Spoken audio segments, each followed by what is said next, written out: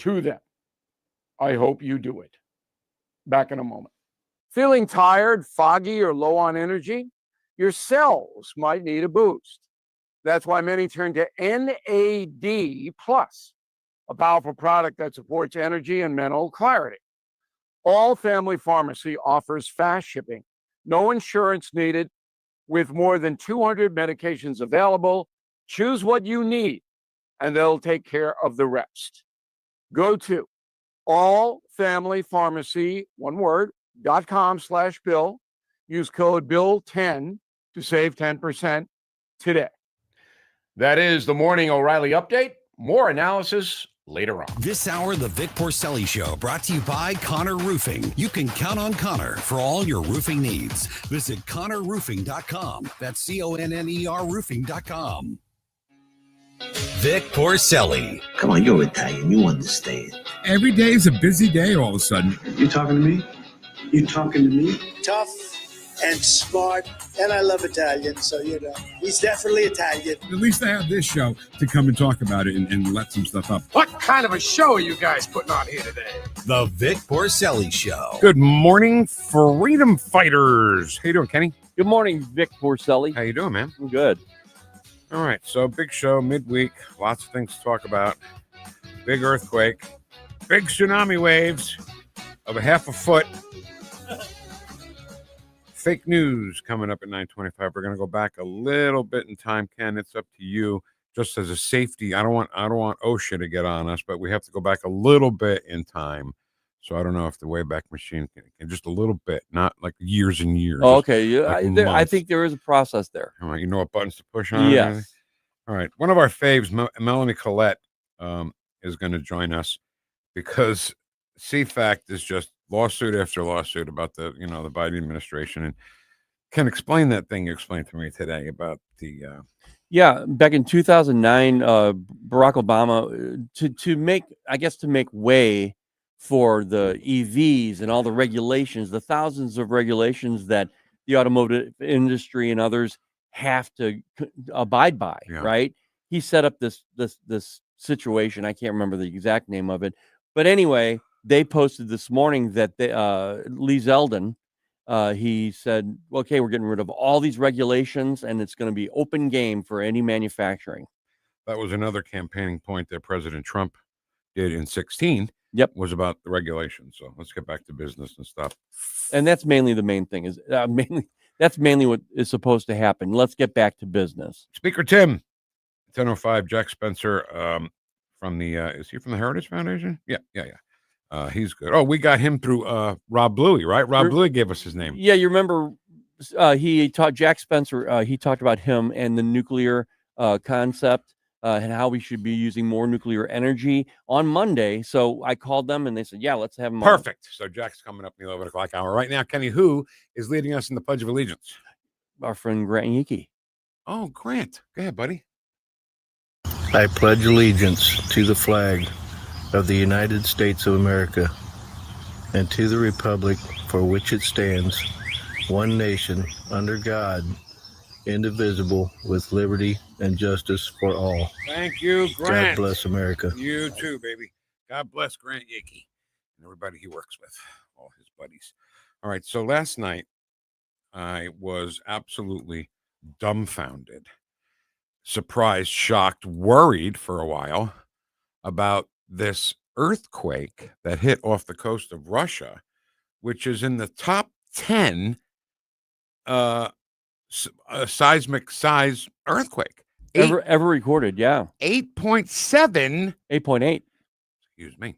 They did initially report it as 8.7. Yeah, I'm glad you said that, because first it was 8.7, then it was 9.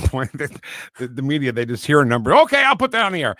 But it was an 8.7. Wait, 8.8, which is huge. It's a huge number. Well, if you remember, historically, up in Alaska, back in the 50s or 60s, they had that 9.1 that virtually destroyed a lot of existing cities in Alaska at that time. I mean, that's just above 8.8. San Francisco in 1989 was a big one. Yeah. During a World Series game, right? You're right. They just about got through all the pregame stuff. Al Michaels was doing it. And it was crazy. If you listen back to it, Al Michael says, I think we're having an earth. He was going to say earthquake. Right. And it knocked him off the air.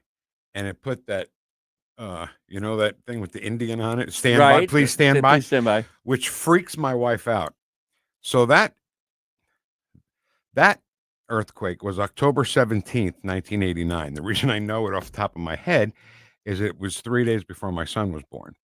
Okay. So here's my 9-month pregnant wife. Right. My brother on pregnancy wife. She was never alone. Somebody was always with her in our apartment just in case anything happened. Yeah. Because I was working in radio, and that was, which he was born on a Friday night, which I had to work till 9 o'clock. Oh, yes. So she's freaking out. She calls me. She goes, I don't know what's going on. It says, please stand by. And I knew she hated that. And I said, I don't have the baby just standing here talking to me. All right, just calm down, sit down. And it was all fine. But that was a terrible earthquake. That was a terrible, terrible earthquake.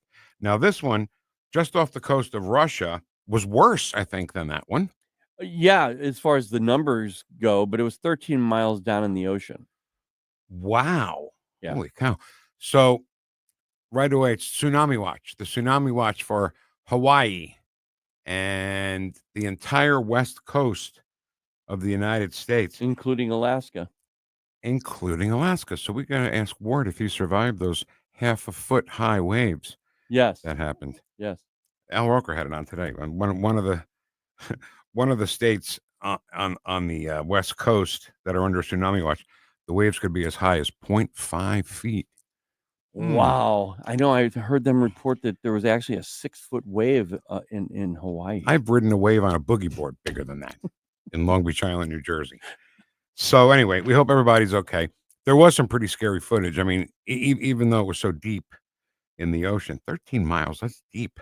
Yeah, the good thing about it all, and I think the reason why we can joke about it is because of the way that they warned people and people got out of the way.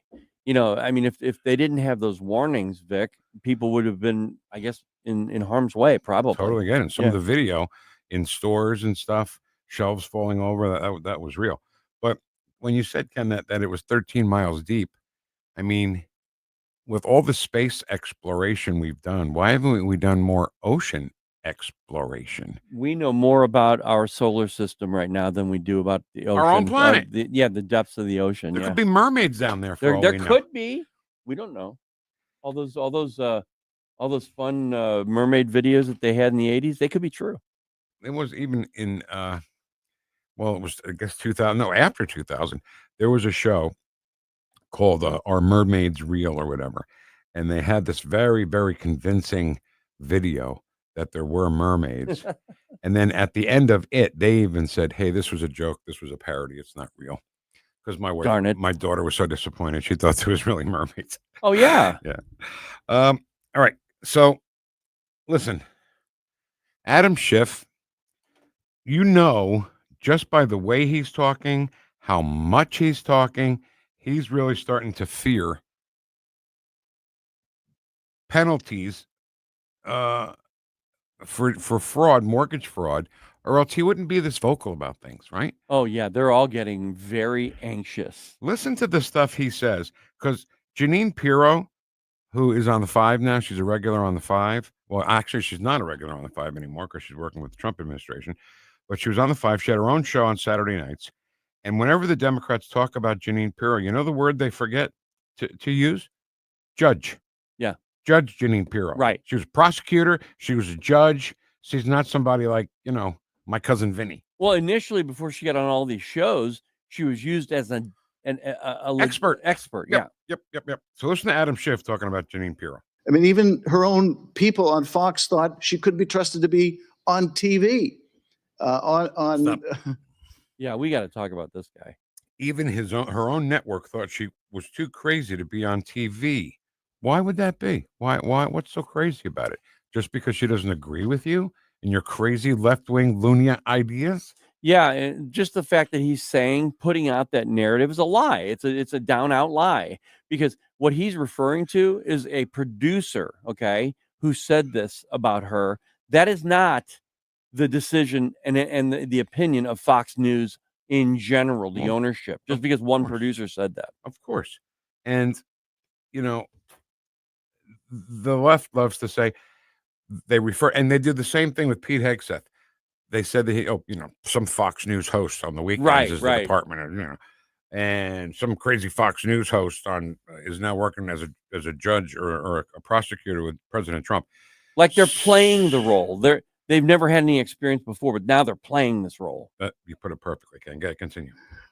On their own network. And after the show was briefly taken off the air, Fox News producer Justin Wells described they took her off because she was crazy.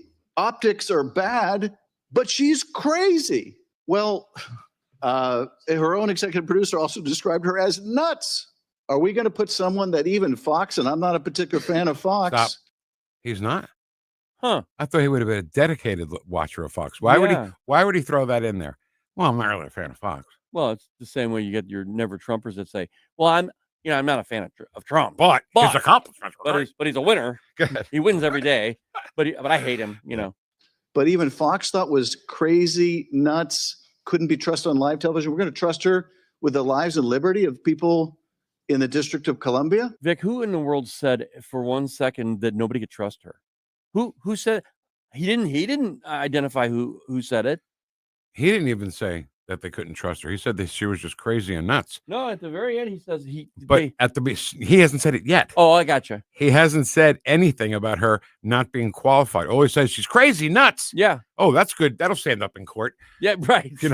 But Your Honor, she's crazy and nuts. That's what the producer said. Right. I don't know. Go ahead. Oh, it's over. Oh, is it? Yeah. So Adam Schiff better watch his own ass, is what I'm saying. Couldn't be trusted on live television. We're going to trust her. Couldn't be trusted on live television. I don't know where that was ever said. She was taken off the 5 to work for the administration. Right. Not because she was crazy or nuts. And I used to watch her Saturday show all the time. Her opening. Okay, here's the problem with Judge Jeanine. Sean Hannity and Laura Ingraham, they have no excuse.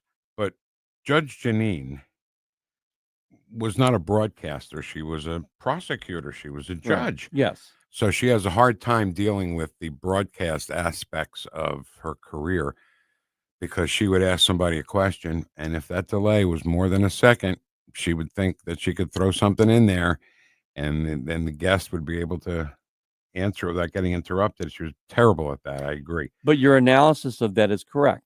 She's a judge, longtime judge, and her broadcasting experience doesn't lend itself to being real good at it. But you know what I liked about her is her abrasiveness. I've always liked it, that she gets right to the point, and that's why he's calling her nuts. So the 5 always has one liberal chair, 4 conservatives and 1 liberal chair. That's either Jessica Tarloff or Harold Ford Jr. In your face, Harold. That's what Greg says. I like him. I like him, actually. Well, I do too. I wasn't going to say anything bad about him. I think he's very level-headed. He will say that was a really stupid thing for this person to say. But Jessica Tarloff has an excuse for every Democrat. And the thing that you brought up, Ken, is that Judge Jeanine will tell her to shut up. Why don't you shut up? Right. You know what you're talking about. I know. I love it. All right, we got a couple of minutes and left. I'd love it more if Jessica would say, no, you shut up. Got it? It's more like, no, you shut up. Stop it. What do you want for dinner tonight, I dear? don't know. Oh, you know what? What? Maybe she is a direct descendant from Droopy Dog. Dinner's almost ready, sir. Could you imagine? Now I can. Could you imagine Droopy Dog and Jessica Tarloff in an argument? Let's say No. Droopy Dog is the conservative and Yeah. Jessica's the crazy, liberal that she is. Well, I think President Trump is racist. Show me one reason why you think he's racist, sir. I'm not a sir. I'm a woman. Okay, sir. What is a woman, though? What is a woman, Jessica? Well, I don't know. All right, stop. It's enough. It's too funny, but it's so. In the last couple of minutes here, a minute and a half, the guy in New York. Now, he had somebody helping him get the gun, parts for the gun at least. Right. His job was a security guard in a casino in Las Vegas. Unarmed security guard. So it's not like he's super duper acquainted with firearms, you know? Right. So somebody helped him get the gun. We don't know who that is yet, but this makes it a conspiracy, by the way. And there's something about the 33rd floor, too, which he shot himself in the chest with an M4. I'm still not convinced how you do that. Yeah. And here's another thing. Can I say another thing? Everybody was 100% convinced that it was an AR-15. And when they released the picture of him walking with the gun in the streets of New York, I was like, that looks a lot bigger than an AR-15, you know? Yeah. AR-15 is what Mark McCloskey had on his porch when the mob was coming. Yeah, it's a semi-automatic rifle, but it's a I don't know, consumer grade weapon. It really is. The point is, it's much bigger. It is Than an AR-15. Right. But they jump right to AR-15. You know, somebody used the phrase AR style rifle. Well, they I'm had like, to do that. They had to do that. Armalite rifle style? What are you talking about? Well, you know why they did that. Of course. To make it sound like assault rifle. Right. Yeah. Right. Okay. Okay, I don't have any time. I do want to talk about Sydney Sweeney, though, because the leftists are ridiculous when it comes to Sydney Sweeney and these jeans commercials. It's amazing. It's amazing. Oh, Manu Dabango. So Makosa. Ken, there's a lot of fake news out there. A lot. We're fighting it every day. And it's next. I'm wasting time so I can hear more Soul Makosa. I'm 1019 94.1 News Talk STL. Number one for live and local conservative talk. Yeah, baby. Woosh, woosh. Double Wish Wednesday. Watch us on our live stream using Rumble, Facebook, and Twitter.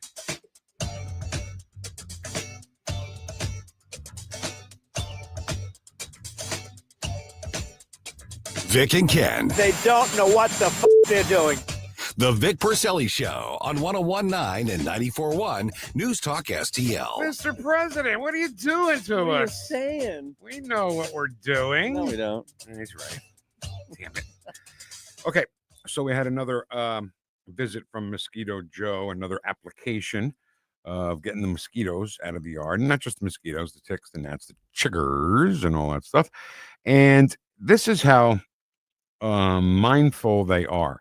The guy came to the house, and a friend of ours was fixing our garage door. It was not working right. I don't know. It wasn't working.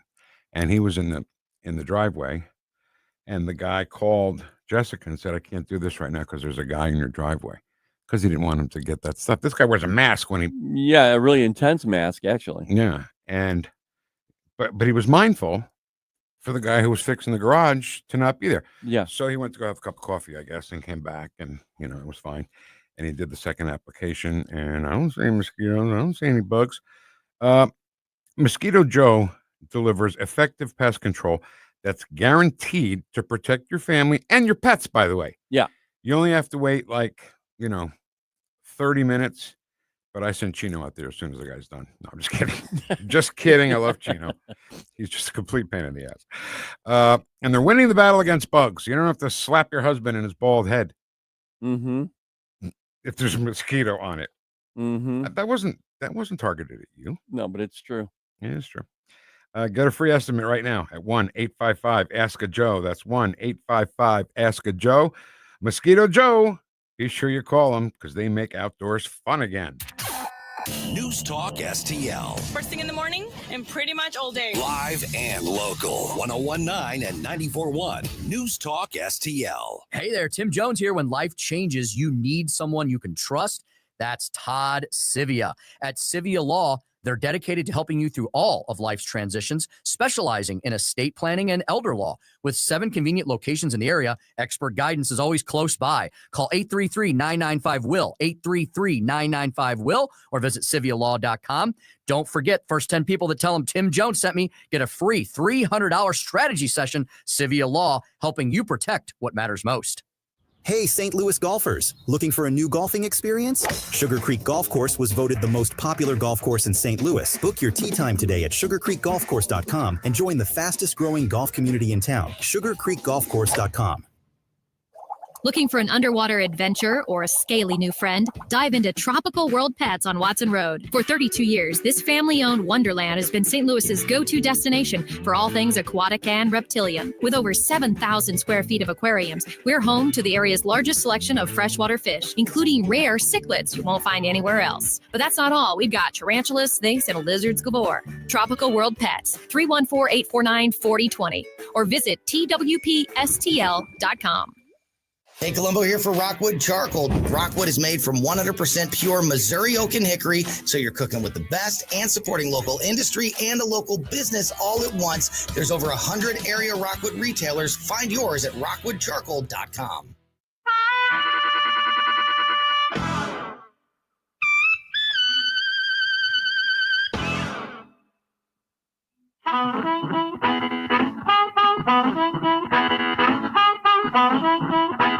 Talk lines are open now at 314-912-1019. The Vic Porcelli Show. In my life, I had a guardian angel by my side. I called her Mamaw. She loved the Lord, ladies and gentlemen. She was a woman of very deep Christian faith. But she also loved the F word. Made in St. Louis for St. Louis. It's News Talk STL. I have a question, Ken. Yeah, Vic. Is this the same version of Whammer Jammer we've always been playing? No. I didn't think so. This is the studio version. How do you know? How do I know? It's Jay Giles band we're talking about. Okay, yeah. That's how you know. I knew it because Peter Wolf didn't say, Whammer Jammer, let me hear you, Dickie. Yeah. Something like that. Yeah. Why are we playing this? Oh, I don't know. Because I like it. No, I like the live version too. I just put No, in... you don't. Apparently you don't. I do. Because you didn't play it. No, I know, but I put in that because I didn't want the non-vocal version. I'm still playing. This is an instrumental. Oh, I guess, well then... What the hell are you talking about? Then maybe I could play the old version. Maybe I should have just left it alone. I don't want the vocals in that instrumental version you play. We don't want that. Beware. This song's fine. This version is fine. But God, the I knew it right away, Ken, because this is a slower tempo. Yeah. Than the live one, which makes Magic Dick even better because he does it the harder way in front of people. Oh, I got you. See what I'm saying? Yeah. Are you going to change it? I can. I'm asking, will you do it? If you want me to, I will. God, I do. It's going to bother you every time if I don't. It is. It is. And I don't want to hear it anymore. Vocals, Ken. Oh my God. See? That's in the live one too. You're full of crap. Okay. Listen. We're Ken, it's a fight. We're fighting. We are. It's a battle. Who are we fighting is my question. Are we fighting a group of people? One person? Who in the world are we fighting? Well, Vic. Yeah. You want me to give you more? I can give you more. Yeah. So I know it's a big battle, and I know it's a tough battle to win sometimes, but it seems to me like it's a battle that we still have to fight each and every day. What is it? We are fighting the fake news. Of course. It's fake. Fake news. Phony. Fake. Fake news. Fake news. All right. So, Ken, I know we like to use the Wayback Machine for long time travel. We go back 4 or 5 years, but this only goes back to around election time of last year. Is it an abuse of power to use the Wayback Machine for such a short distance? No, you do. Here, let me just make a little adjustment here. Okay, here, and then... Oh, okay, there we go. Yeah. Perfect. So, what's her name? Rachel Maddow on MSNBC was a little too important to do the show every night, right? Yeah. So they had a meeting and they said, well, who should we put in Rachel Maddow's spot? Why not Jen Psaki? Right. She's great. She never lies. So here's this, by the way, she's beginning to talk, and I had to do it somewhere, and this is all that really was there. She's talking about Joe Biden. Isn't perfect. No candidate is, by the way. But we have to understand what the alternative is here. If elected to a second term, Donald Trump would prosecute anyone he deems an enemy, unleash troops on protesters, and essentially unravel the rule of law as we know it. And this time, he plans to align his administration with people who will actually help him do it. But sure, Joe Biden is 3 years older and occasionally trips over things. Look, there's a lot to be concerned about right now when it comes to a second Trump term. The speeches are getting much more disturbing and much more unhinged, and we should all hear it that way. It's also important to talk about all of this and important to call it out. But there is nothing more important than digging into his actual plans. So I agree with Jen Psaki. We should call it out. We should be talking about it. Can you start that again from the beginning, Ken? Sure. My God, it makes me crazy. It isn't perfect. No candidate is, by the way. But we have to understand what the alternative is here. If elected to a second term, Donald Trump would prosecute anyone he deems an enemy. Stop. Who has he prosecuted who's been deemed an enemy? No one. In fact, he's been going against the grain of MAGA, actually. He's been saying, look, we've got to move forward. And didn't the Biden administration go after Peter Navarro?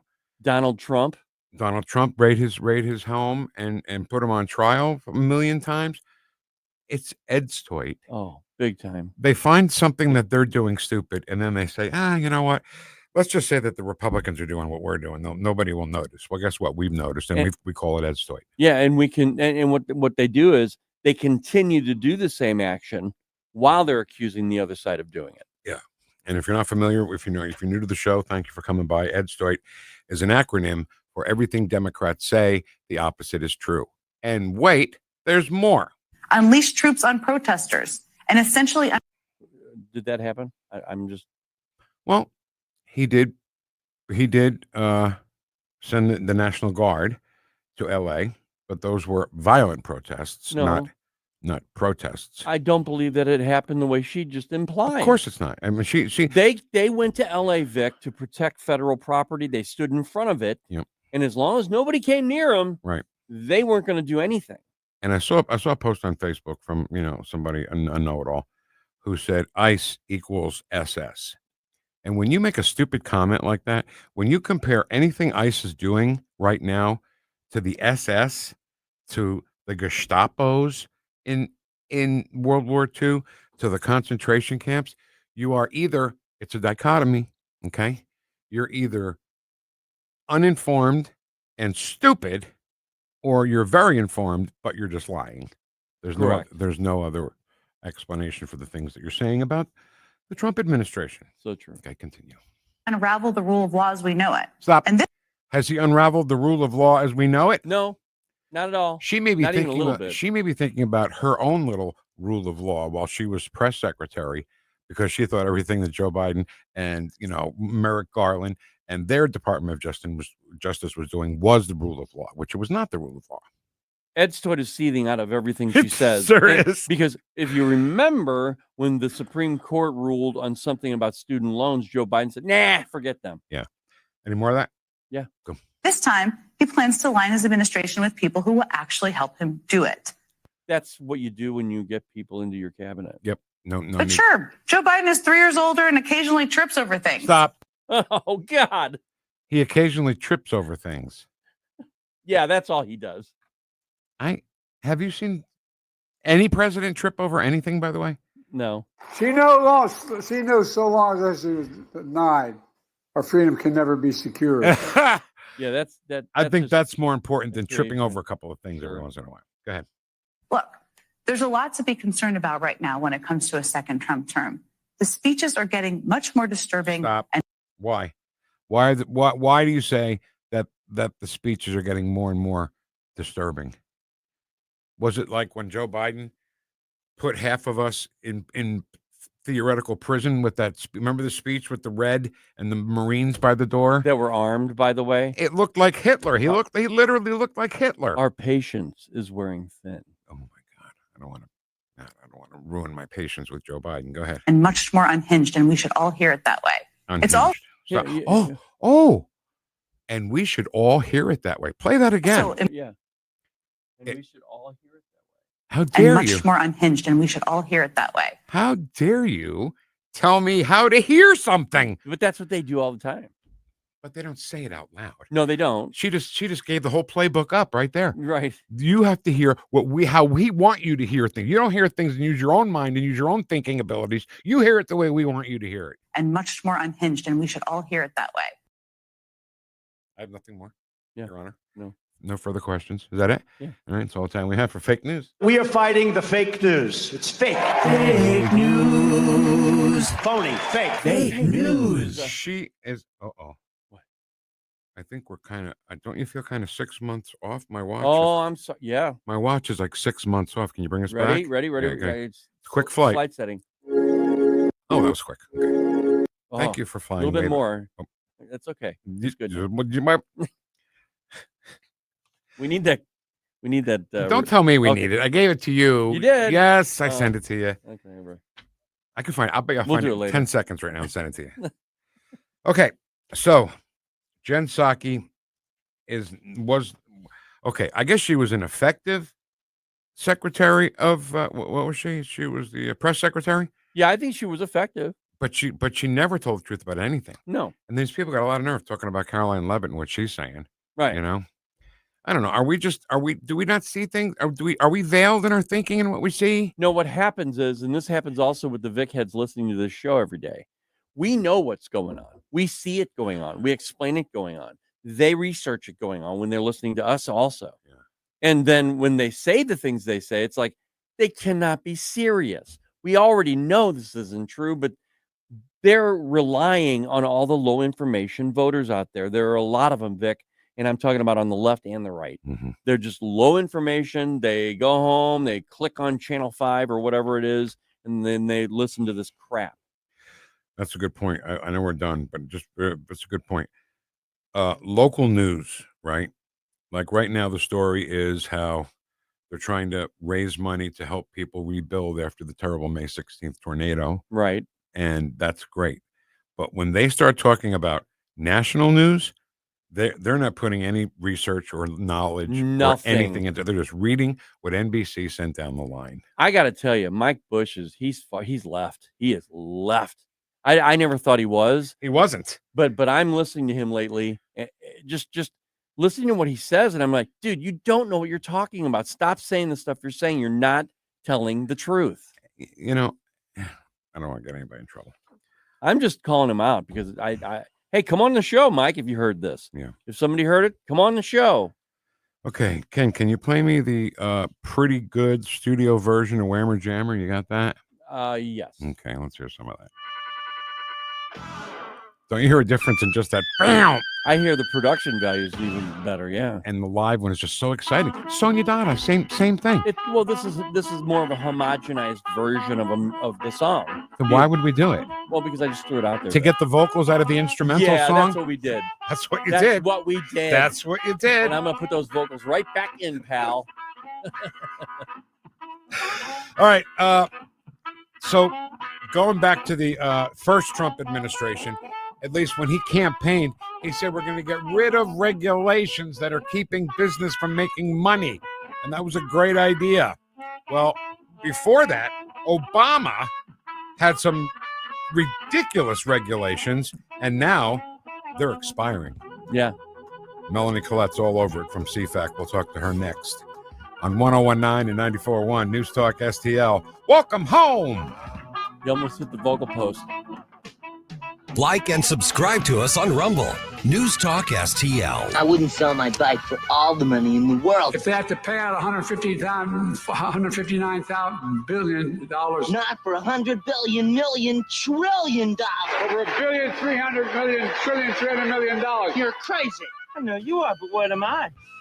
The Vic Porcelli Show on News Talk STL.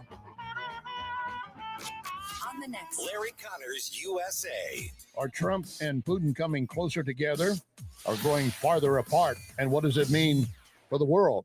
Larry Connors, USA. Now, weeknights 6 until 8 on News Talk STL. Tim Jones here for Comprehensive Chiropractic in Eureka, the premier chiropractic and sports performance facility in the region. They've helped me recover from day-to-day aches and pains for years. And here's something special, personal training programs. Whether you're an athlete committed to increasing performance, recovering from an injury, or just want to get healthier and lose weight, their personal training programs will help you reach your goals and stay there. Comprehensive Chiropractic in Eureka, online at cchiropractic.com. That's cchiropractic.com. Life's legal challenges deserve experienced representation. For over 15 years, Cole Combs Attorney at Law has been serving St. Charles and surrounding counties with comprehensive legal expertise. From tax preparation and estate planning to family law and criminal defense, Cole delivers personalized solutions for your unique situation. You have traffic tickets, need a business formation, real estate matters, one call will handle it all. Cole O. Combs Attorney at Law. Call 636-949-0010 extension 3 today or visit colecombs-law.com. Hi, I'm Rodney Wallner. And I'm Jen Wallner with the Wallner Home Selling Team at Berkshire Hathaway. Hey, Jen, how do you sell your home for top dollar? That's easy. Call the Wallner Home Selling Team at 314-810-SOLD. What if I want a flexible commission plan? Call the Wallner Home Selling Team at 314-810-SOLD. What's the best time to sell your home? Right now, call the Wallner Home Selling Team at 314-810-SOLD. For all your real estate needs, call the Wallner Home Selling Team at 314-810-SOLD. That's 314-810-SOLD. This is Mark Harder with RE/MAX Results, the #1 RE/MAX franchise in the region. As a licensed real estate broker with RE/MAX Results for over 20 years, I've seen the ups and downs of many real estate markets, including the one we're in right now. With the spring market in full swing, now is the time to leap into the buying or selling of your home. Someday is not a day. Today is the day to make your move. Call me at 314-852-8933 or email me at markhardersells@gmail.com. We talk about race relations. This conversation has completely made me crazy. This is complete insanity. And I'm sick and tired of it. 101.9 and 94.1. I find it to be a conversation starter. News Talk STL. This hour, the Vic Porcelli Show, brought to you by Connor Roofing. You can count on Connor for all your roofing needs. Visit ConnorRoofing.com. That's CONNER Roofing.com.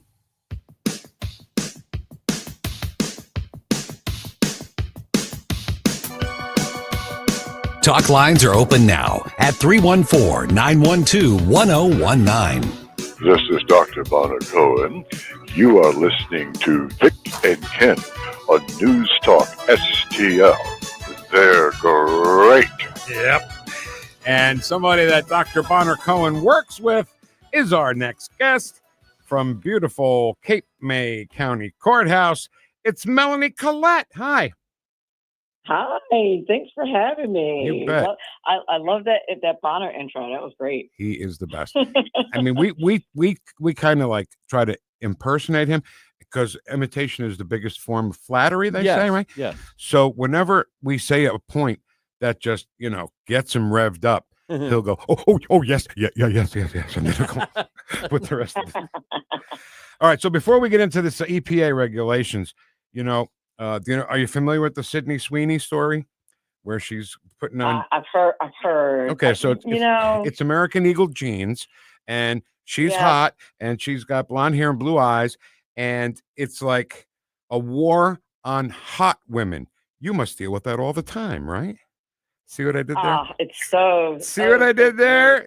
Melanie Collette is hot. Okay. Well, listen. So here's the thing. And I don't understand this about the left. You can compliment a blonde-haired, blue-eyed woman and that not be a diss to Black and brown women. Right. Like, that's the thing. You can say that you have great genes when you're blonde-haired and blue-eyed and have that play on words without it meaning that Black and brown women are not equally as beautiful. Exactly right. Look at you. You're a perfect example. Yeah, I don't get it. I don't understand. Well, here's the thing: the jeans. perpetual- When it says that Sydney Sweeney has great jeans, the words come up on the screen. It says JEANS. It doesn't say Aryan Nation Hitler jeans. GENES. It's a play on words. Melanie, we've like they're so exhausted. I don't know how they function in everyday life. I don't either. With their level of perpetual offense that they take. Agreed. If they were everything, I don't know how they live for real. They're so insecure about their wokeness is the way I look at it. We were talking earlier this week, and I said, if a Black woman got on there and said the same exact thing, that would be beautiful. It would be like, yeah, you have very good genes, and then leave it at that. Leave it at that, and then move on. But they didn't want to do that. For all we know, there are going to be rollouts of different color people Right. that have saying that they have great genes, but we didn't even, but they don't even need that for that ad. And from what I understand about that ad, I believe that the proceeds from something concerning this ad is going to like women who are victims of DV, domestic violence. Yes. So, like, can we just relax and keep our eye on the ball here? Can we just not be offended about something? Like, I had no shade, no offense when I saw that ad. I actually thought it was like kind of cute and brilliant that they did that. Like, you know, I have great genes. But I don't know. I thought it was a nice ad. I didn't think that her being a hot blonde-haired, blue-eyed chick made me like any less hot. I don't know. Of course, no. Nobody's hotter than Melanie Collette. Now listen. You're so kind. Well, that's what we do. TMZ, you know, the TMZ show. Yeah, they got their own website, yeah. and every day they have a little feature called "Good Docs" or "Good Genes," meaning, does this person have like a doctor doing what do they call plastic surgery, or Right. do they just have good genes? And it's GENES. How dare Nobody they? How has dare gotten they? on TMZ for that. They're so stupid. Anybody Yes, with blonde hair and and- blue eyes is an Aryan. So crazy. All right, let's get to business Yeah. here. Yeah, I'll get it. Yeah. I don't get either. So Barack Obama put regulations in place that were just killing car dealers, and now those regulations are expiring. Lee Zeldin made the announcement. This is good news, right? Over $1 trillion in regulations going away. Oh, this is very good news. And more than that, you know, I think that we focus on the money, and the left certainly focuses on the money, and I'm sure is going to message this as the greedy billionaires, you know, not caring about the environment, and the greedy Republicans helping out their donor friends, and all the other regular narratives that they do all the time. When really, when you look at this, when you look at what the study that those regulations were based on was a 2009 endangerment finding, and there's much things to criticize about that study. They combined six gases, and some of them aren't even emitted by vehicles. They didn't assess carbon dioxide independently. They ignored the congressional intent of the Clean Air Act, which, you know, they constantly do that because, you know, they don't believe in little things like the Constitution, and, you know, they think everything is fluid and movable. And it was a regulatory workaround. And I will tell you, you know, the laws are not, just like everything else in life, right? The devil's in the details. It's not the law that tends to be a problem. It tends to be the regulations and how they work the regulations. And these are unelected bureaucrats that write these rules and regulations that turn into law. And it's really just a problem that's pervasive in our country in general when it comes to passing legislation. And I don't think people really understand that it's, you know, a lot of times Congress will pass a law and it will have one intent, but then when they start writing the regulations, it morphs into this monster of something else. And that's unfortunate. It needs to be monitored, or perhaps the bills need to be written more carefully so that that's not allowed. I'm not sure what the answer is, but it needs that needs to change so that we don't go through this. You know what people overlook, Melanie? I think when they with the EV mandate by the Biden administration, isn't just the government mandating anything a tyrannical government? It kind of is. Yeah. It is. Yeah. Like it kind of is. And particularly when it comes to a subject like this, where you really do need to let the market decide. I have no problems with, you know, the government assisting with some R&D, you know, research and development, but I do have a fundamental problem with them trying to force this on the American people and doing it without all the information. They do the same thing with wind turbines. The whole extreme environmental mob, if you will, does this the same exact way. And it's just wrong. Yeah, Melanie, my dividing line is simply this. Okay, if the government steps in and tries to regulate something like the way an electric stove functions, so it doesn't blow up in your face. That, I think, is good regulation. When they tell you how to use the electric stove, or if you can even use a gas stove if you want to, that's when I have a problem. I think that's a good guideline. I think those are good guidelines. If the stove is explodey, we need to fix that. But if it's not, leave us alone. And you're trying to tell us how to use it, then yes, that is absolutely a problem. You know, cars or stoves. Either way, you can't mandate something on a people of a country and expect us not to call you tyrants or authoritarians or whatever they want to call Trump, which he's not. Right. Well, but they can't control the people if they don't do it that way. Let's just be honest. You're right. These people don't believe if you actually take a minute to engage talking to a liberal, what you'll find, especially your really lefties, they don't believe in a representative government. And that was eye-opening for me. They don't understand that our government is designed as a representative government and that elected officials are supposed to be representing the people. They believe that you just find somebody that you like and that you think is smart and can make good decisions, and then you elect that person. That's honestly what a lot of them believe. And that's, we all know, not the way it works, which is why, those of us who are on the right are always like, hey, we didn't ask for this. We didn't tell you to do this.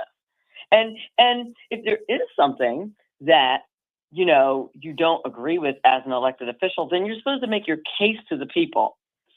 You're supposed to get the data, right? And be persuasive and make your case to the people so that they support whatever policy you want to put in place. But what you're not supposed to do is become a tyrant and make these rules despite what the American people want. That's not how our government works. But I'm telling you, there are many folks on the left that have no idea that we have a representative government, and that's the way that's supposed to work. And they don't realize the power that they have, Melanie. The regular people have power that they don't even realize that they have. Very true. All right. Yep. So yep, a lot of the what? Okay. So nothing. I'm just stupid. I'm sorry. So the Green New Deal, all that crap that I hope is gone forever. They based a lot of it over too much CO2 in the air, right? Do they think we forgot what we learned in school, that the trees take in CO2 and give out oxygen? Did they forget we learned that like in third grade? That we need that? Yeah, that CO2 is a thing.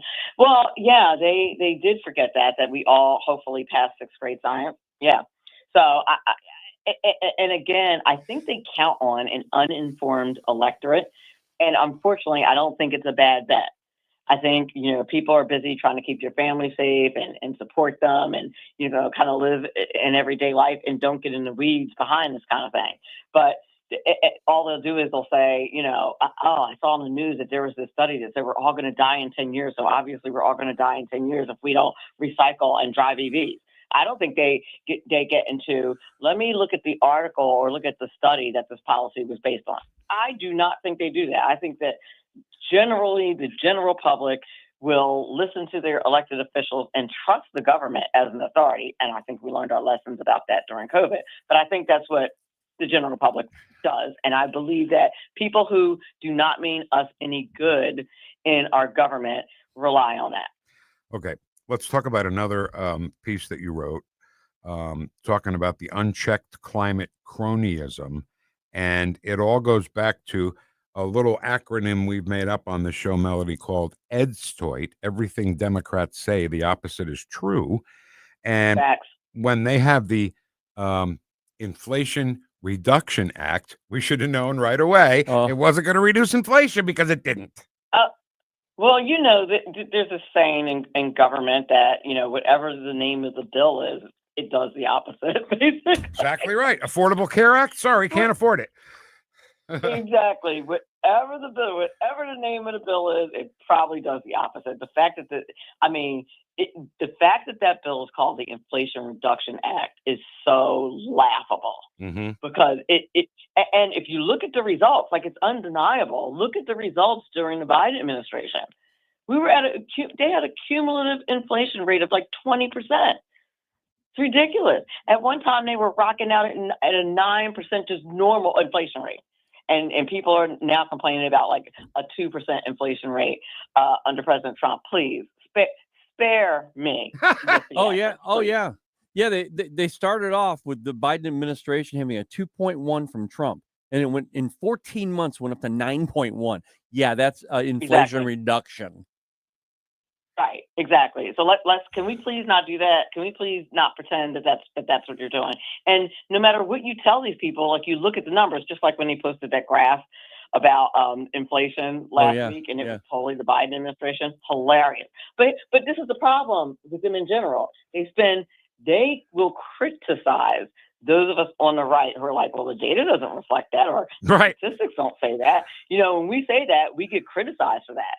But the fact of the matter is that stuff matters. And if they spent less time emoting and more time looking at their facts, they wouldn't have posted such a stupid graph. Just saying. Listen, crazy. That's a major. I don't know how that happens. I mean, everybody posts. I think everybody's had a social media post that didn't hit like you intended, right? Right. But it's right. But it's an entire another thing to try to throw shade on a different administration and note that was your data.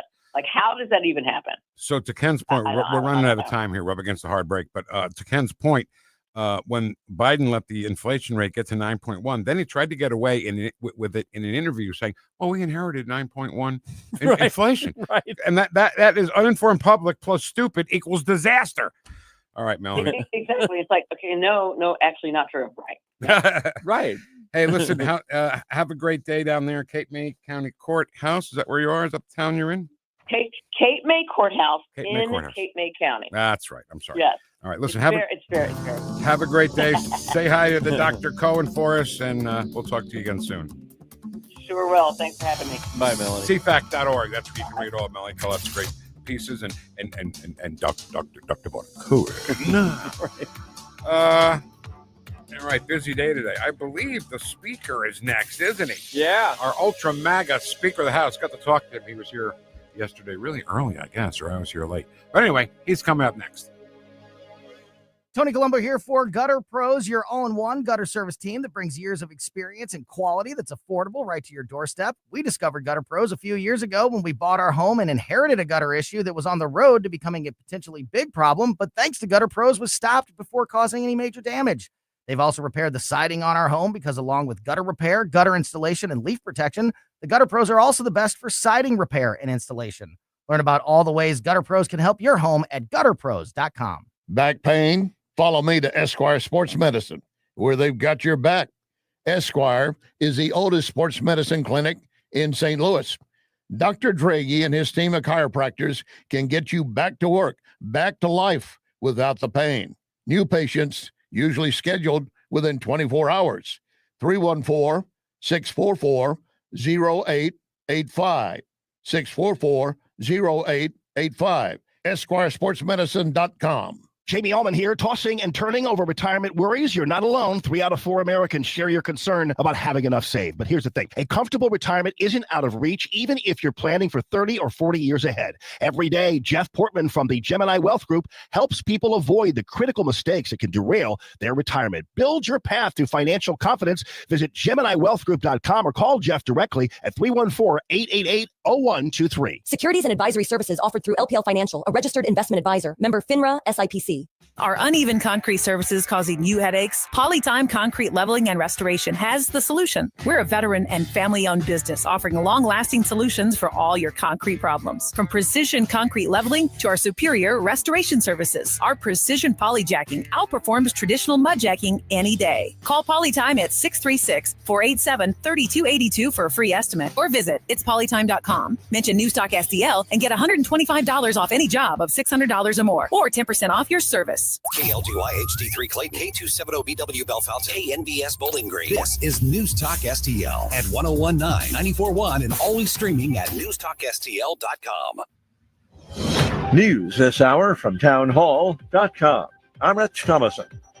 President Trump says surprisingly strong economic growth in the second quarter bolsters his argument for a cut in interest rates. However, the Federal Reserve not expected to announce a rate cut later today, opting instead to hold rates where they are.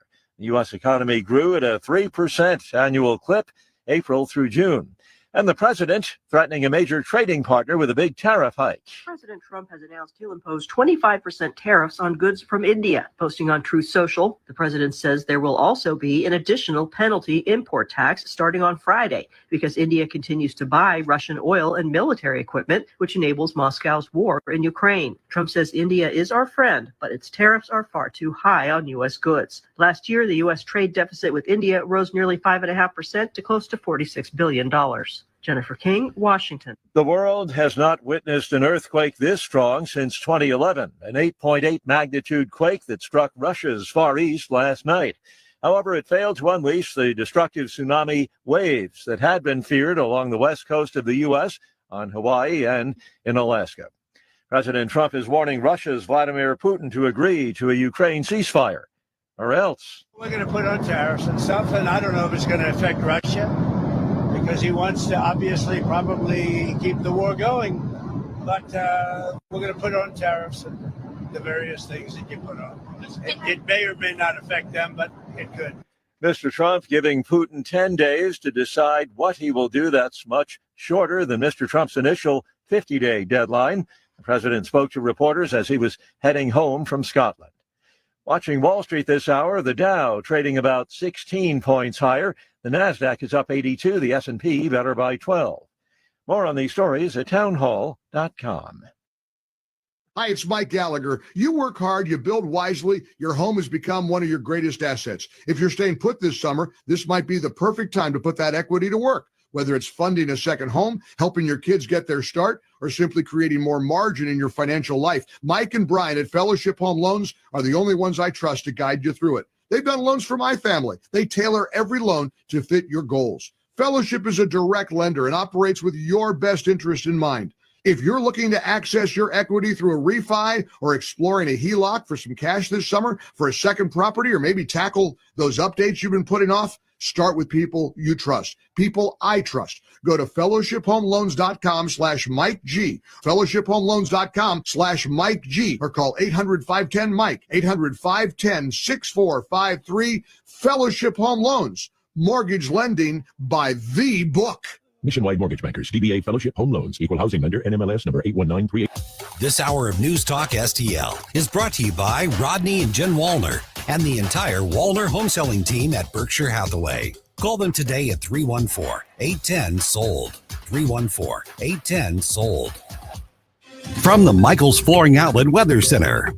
We're almost there, gang. Less than 24 hours to go before this heat wave breaks, but it could be a busy 24 hours. A quick warm-up today, 95 for the high, heat index between 100 and 105. But then thunderstorm chances ramp up with a cold front moving in. Let's be ready for scattered storms, heavy downpours, frequent lightning, maybe even some strong winds this afternoon into this evening. And then much cooler tomorrow. Thursday's high at 79. Still a little muggy, still a few showers. But boy, Friday into the weekend looked gorgeous. From the First Alert 4 Weather Center, I'm meteorologist Matt Chambers. Vic Porcelli. Come on, you're Italian. You understand. Every day is a busy day all of a sudden. You talking to me? You talking to me? Tough and smart, and I love Italian, so he's definitely Italian. At least I have this show to come and talk about it and let some stuff up. What kind of a show are you guys putting on here today? The Vic Porcelli Show. All right, hour number 2 in our 3-hour tour. Coming up. Oh, by the way, tomorrow at this time, we're going to talk to our friend Ward Clark from redstate.com. Lives in Alaska. Looks like he's killed a few Chechen rebels in his time. Right, at Great Lander on X. Great Lander, what's that mean? I don't know. That's pretty cool. Yeah. The Great Lander is his what do you call it, handle on X. And we want to talk to him tomorrow to see if he survived those tsunami waves, which got up to 1/2 feet high, Ken. Wow. Yeah, pretty big tsunami. All right, let's talk to the Speaker of the House, former Speaker, Mr. MAGA, Timmy. Former Speaker of the House. You just proved why you left-wing loons are so insane. Y'all ready for this? Tim Jones. I was trying to explain. I saw Tim yesterday. He was here. I was explaining to him that what you heard him say there is you left-wing loons was kind of the inspiration for us doing Looney Tunes that we do every once in a while when those crazy left-wing Looney Tunes talk stupid. Good morning, Mr. Speaker. How are you, my friend? Good morning, my ultra mega deplorable brothers. Vic, I want to know, was that the right version of my entrance song that Ken played? Was that the right version? Yeah, he tried to sneak one in before we got on here. But that- I heard that whole segment. I'm starting to wonder. That Whammer Jammer is not the best version. It's a great song. But listen, here's the thing, right? I've been bitching and moaning that the Jay Giles Band are not in the Rock and Roll Hall of Fame. Well, yes, you're an aficionado. I believe they you know? should be. You know these things. And the live version is a more up-tempo, believe it or not, faster song, which shows off the great harmonica playing of Magic Dick even more, and bolsters my argument that they should be in the Hall of Fame. So Mr. Speaker, what it boils down to is I played the wrong song, and now they're never going to get in the Rock and Roll Hall of Fame. That could be the reaction. I blame you. It'd be my now, fault. I will say this to maybe turn our frowns upside down, as the kids say. The brilliance of this radio station is exemplified in the wide breadth of musical knowledge and information and tunes that we play every day, right? I mean, Vic, you bring a whole aspect to the game, and then in the afternoon, our producer Joey V, man, I mean, he's very eclectic with his musical taste, because Chris and I have different tastes, but we all like it. We all like it, and I have really enjoyed myself as a listener learning about different genres of music by listening to all of our shows, which everyone should do every day. So you become smarter, not just in politics and public policy, but basically in everything. Because we're that brilliant. I haven't gotten smarter in that other stuff yet, but I'm working on it. But Jamie Allman also has great eclectic musical Oh my tastes, goodness. Yes. right? Jamie and I are similar in our, we very much diverge into the alternative rock scene, and the grunge more. But Jamie also goes back as well to a lot of Motown and R&B and stuff like that, kind of like you guys do as well in the morning, along with all the classic rock that you play. I mean, stuff that you don't hear anymore. And what a perfect segue. You can listen to the Wayback Machine and listen to JC on Saturday nights, and you kind of get this all in one big, giant, hot tamale. I was listening to Jamie the other day. It was last week. And I'm in my car listening, and I hear a song called Teacher, Teacher by Rockpile bumping into the segment. I was like, do I have the right, what am I doing here? And I was so impressed that he knew that song. Rockpile is a song, I mean, a band that nobody remembers. Now, here's the sad news.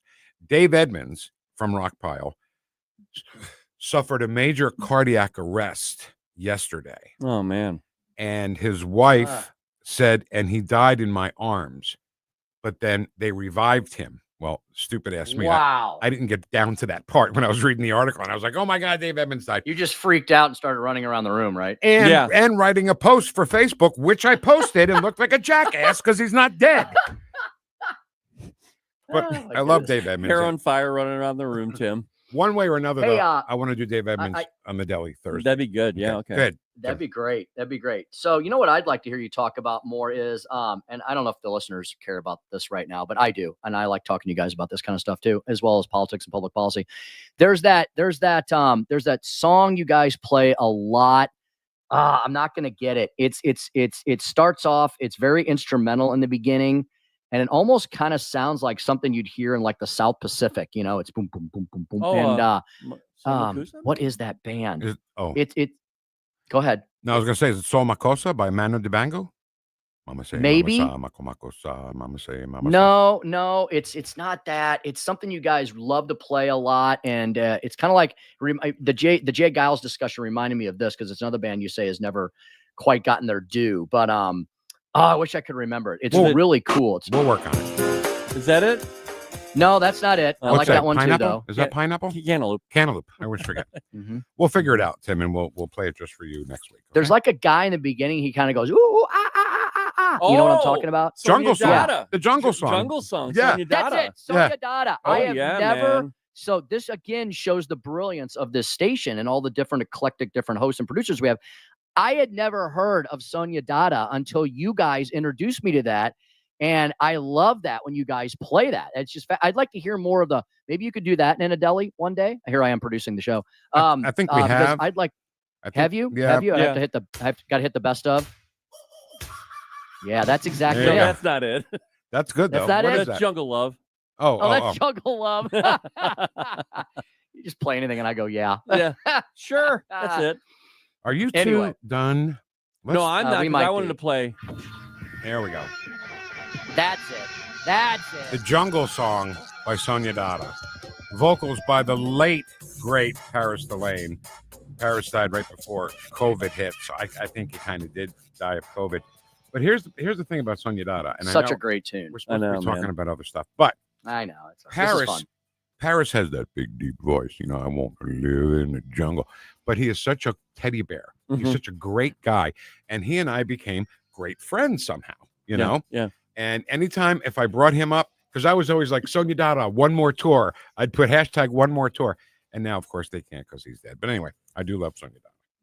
So you guys play a lot of what I would call, maybe this is not correct phraseology, but what I would call, you guys play a lot of jam bands, bands that just go on for like days and it's awesome, right? That could be. We lean that way for sure. Yeah. And so my favorite jam bands, I'm actually, believe it or not, a lot of people think this is weird, but I am a huge fan of the Grateful Dead. Okay. And I used to go see a band here in St. Louis all the time called Jake's Leg. Jake's Leg. My wife would see them every Thursday, Tim. Yeah. Every Thursday. At 20 night. North. Yep. Down at 20 North. She'd go go we every used to call Thursday. 20 North. Yep. We used to call it 20 North 20 gauge because the front window always got blown out. Oh my God.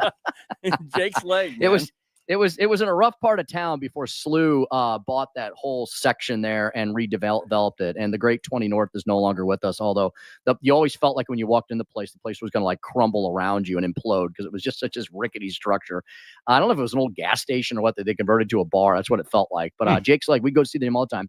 So I'm a big Grateful Dead fan, and kind of my generation's jam band, what I always think of is I'm a big fan of Dave Matthews and his band because they do a lot of those long form music, it's stuff that my wife thinks is boring, but I think I could listen to it for days. And they've got some classics, not the stuff you listen on the radio, right? But like their song Warehouse is one of my favorites, goes on for like 5 or 7 minutes and just stuff like that, So anyway, I love the stuff you guys play because it kind of reminds me of those, like the famous jam bands. So anyway, there you go. I just want to say, I love I love the Allman Brothers Band, and I'm the kind of guy who, if I'm going to a concert, love the Allman Brothers. I'd rather hear. Well, you talked about jam bands; they've got some long jams, but I would rather hear 33-minute songs than 3 30-minute songs. It's here. It's more songs. Right. It's more songs. Hey, what do you want to hear? What do you want to talk about today? What's going on? Well, I can't believe that Chris Matthews, that this even came out of his mouth. Let's start there. To be honest with you, the country is moving towards Trump. I mean, these polls that come out and show him not doing well, I don't buy that. His strength is still greater than the Democratic strength. He is a stronger public figure than the Democratic people. I mean, Obama still has tremendous charisma, but Trump has strength. And I think that's what all voters look for. But they wanted a president who is a strong figure, and he's got it. And he can, it's just there. And half the country buys it. That's what I think. Half the country buys it. That blew me away when I heard him say that. Is the thrill coming back up the leg? I mean, it could possibly be. I forgot about that. Remember that? I don't think, but you know what? I think Obama has lost a lot of that sheen. I think he's losing his charisma. Big time. Well, that's the same thing. Yeah. Well, he's fallen into the trap that so many left-wing liberals do. He's become cranky, right? And he's become cranky and a curmudgeon, right? The reason one of the reasons Obama was so popular, he took very unpopular ideas and he wrapped them in the whole hope and changey thing, right? And he did it with a smile, and he had the uplifting oratory and the big speeches, and he doesn't get to do that anymore. He doesn't have a platform for that. And now he's becoming just as cynical and as small as the rest of them, because guys, ultimately, every once in a while, the Democrats and the left, they eventually get, sometimes they get a little pop here and there because they find someone who is an excellent orator and can put a lot of lipstick on the crappy big fat pig hogs that they're always trying to sell, right? Their ideas, though, are always bad. They're always bad. They're just repackaged. And sometimes they get lucky because they package it in something like an Obama, right? I mean, come on. If he's not the Manchurian candidate of this political generation, I don't know who is. And they haven't been able to find someone really since then. Joe Biden was like the opposite extreme. But yet that was a whole, Lord knows what actually happened in 2020 with everything that was, a violative of our electoral process. And thank goodness, I feel like we're back on the right track. And it's personified by the news stories this week that most on the left are trying to ignore. Although I'm sure that guy, Harry Enton on CNN, he's probably just as excited about this as everything else. Democrats are at an all-time low, according to the Wall Street Journal. I mean, have you ever seen that? Well, we haven't ever seen this. No. The Democrats are at a 35-year low. I mean, basically since they started doing polling on these types of metrics, Democrats have never been here before. Not only are they in the electoral wasteland, their political party is personally in a personal wasteland. They don't know what this is. They're like, why haven't we bounced back yet? It's nearly, guys, we're approaching it's like the 267th day since the election in November. And typically the losing party, whoever it is, they typically have some sort of bounce back. And I'm not going to give the Republicans too much slack because, they're the stupid party. Democrats, the insane party. Republicans should be taking much more advantage of this than they are. And it's only by the sheer willpower of Donald Trump that we are where we are today. And that's why I share you guys' concern as to who comes next, right? Because if we don't have a big enough personality to fill those shoes and continue the America First agenda, which it needs to continue if the country's going to survive, then we're going to be right back where we are again, fighting over every single freaking congressional district instead of creating a movement with momentum that will carry us forward as the Democrats continue to just shoot themselves in the foot every single day. Tim, I know you love game shows, right? All the game shows that we do here. Yes, we're going to sir. start a new game show called Brief Answer. Let's see if our contestant, Tim Jones, I will do that now.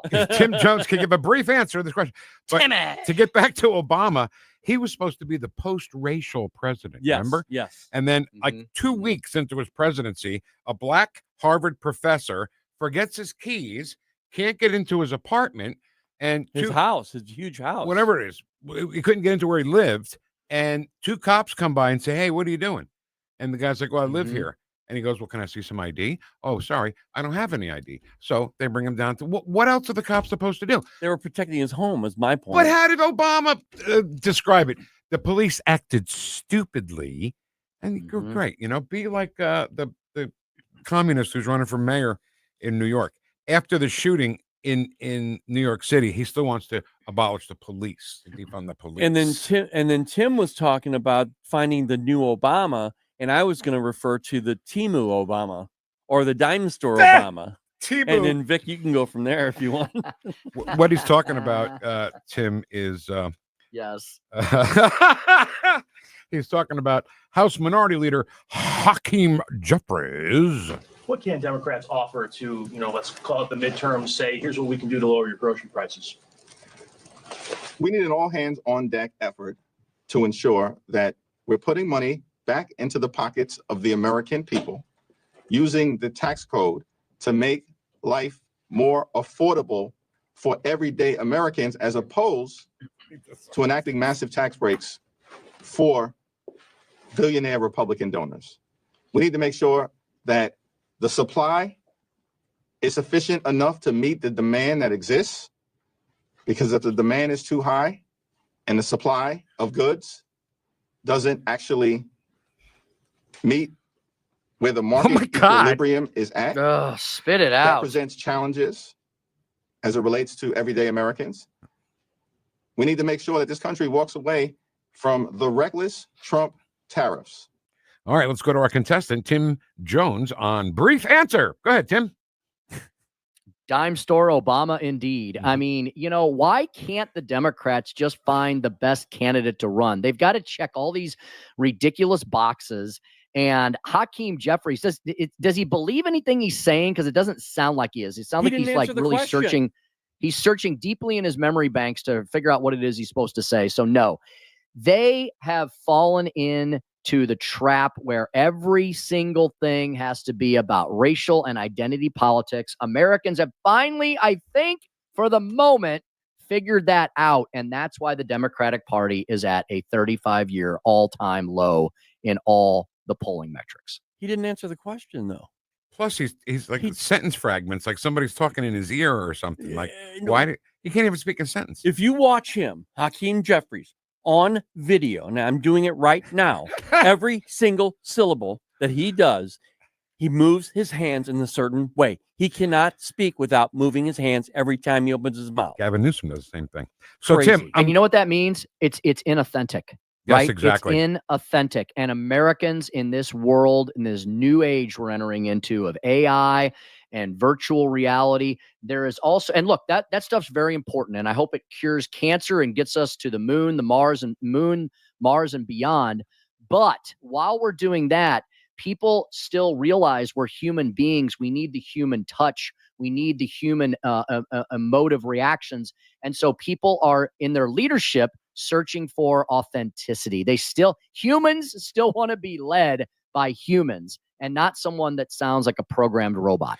So within that answer you gave us before, you said the Democrats are looking for that perfect candidate better than Hakeem Jeffries. Who would that candidate be? They don't have one. Uh-huh. How's that for being brief? They don't have one. That's great. That's great. I mean, well, they have AOC and Jasmine Crockett. Well, they're like, is it AOC? Is it Crockett? Well, no, they're lunatics. Is it Wes Moore, who's the governor of Maryland?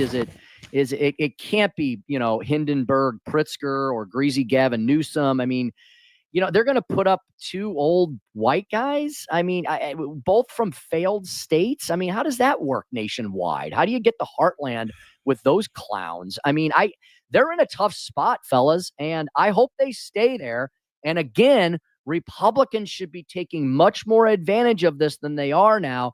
We're such a reactive party. We're conservative, small c, conservative by nature, but we've got to strike while the iron is hot. This opportunity that Donald Trump has created, it only comes around every so often. And so we need to make sure we put forward our best and brightest orators, communicators.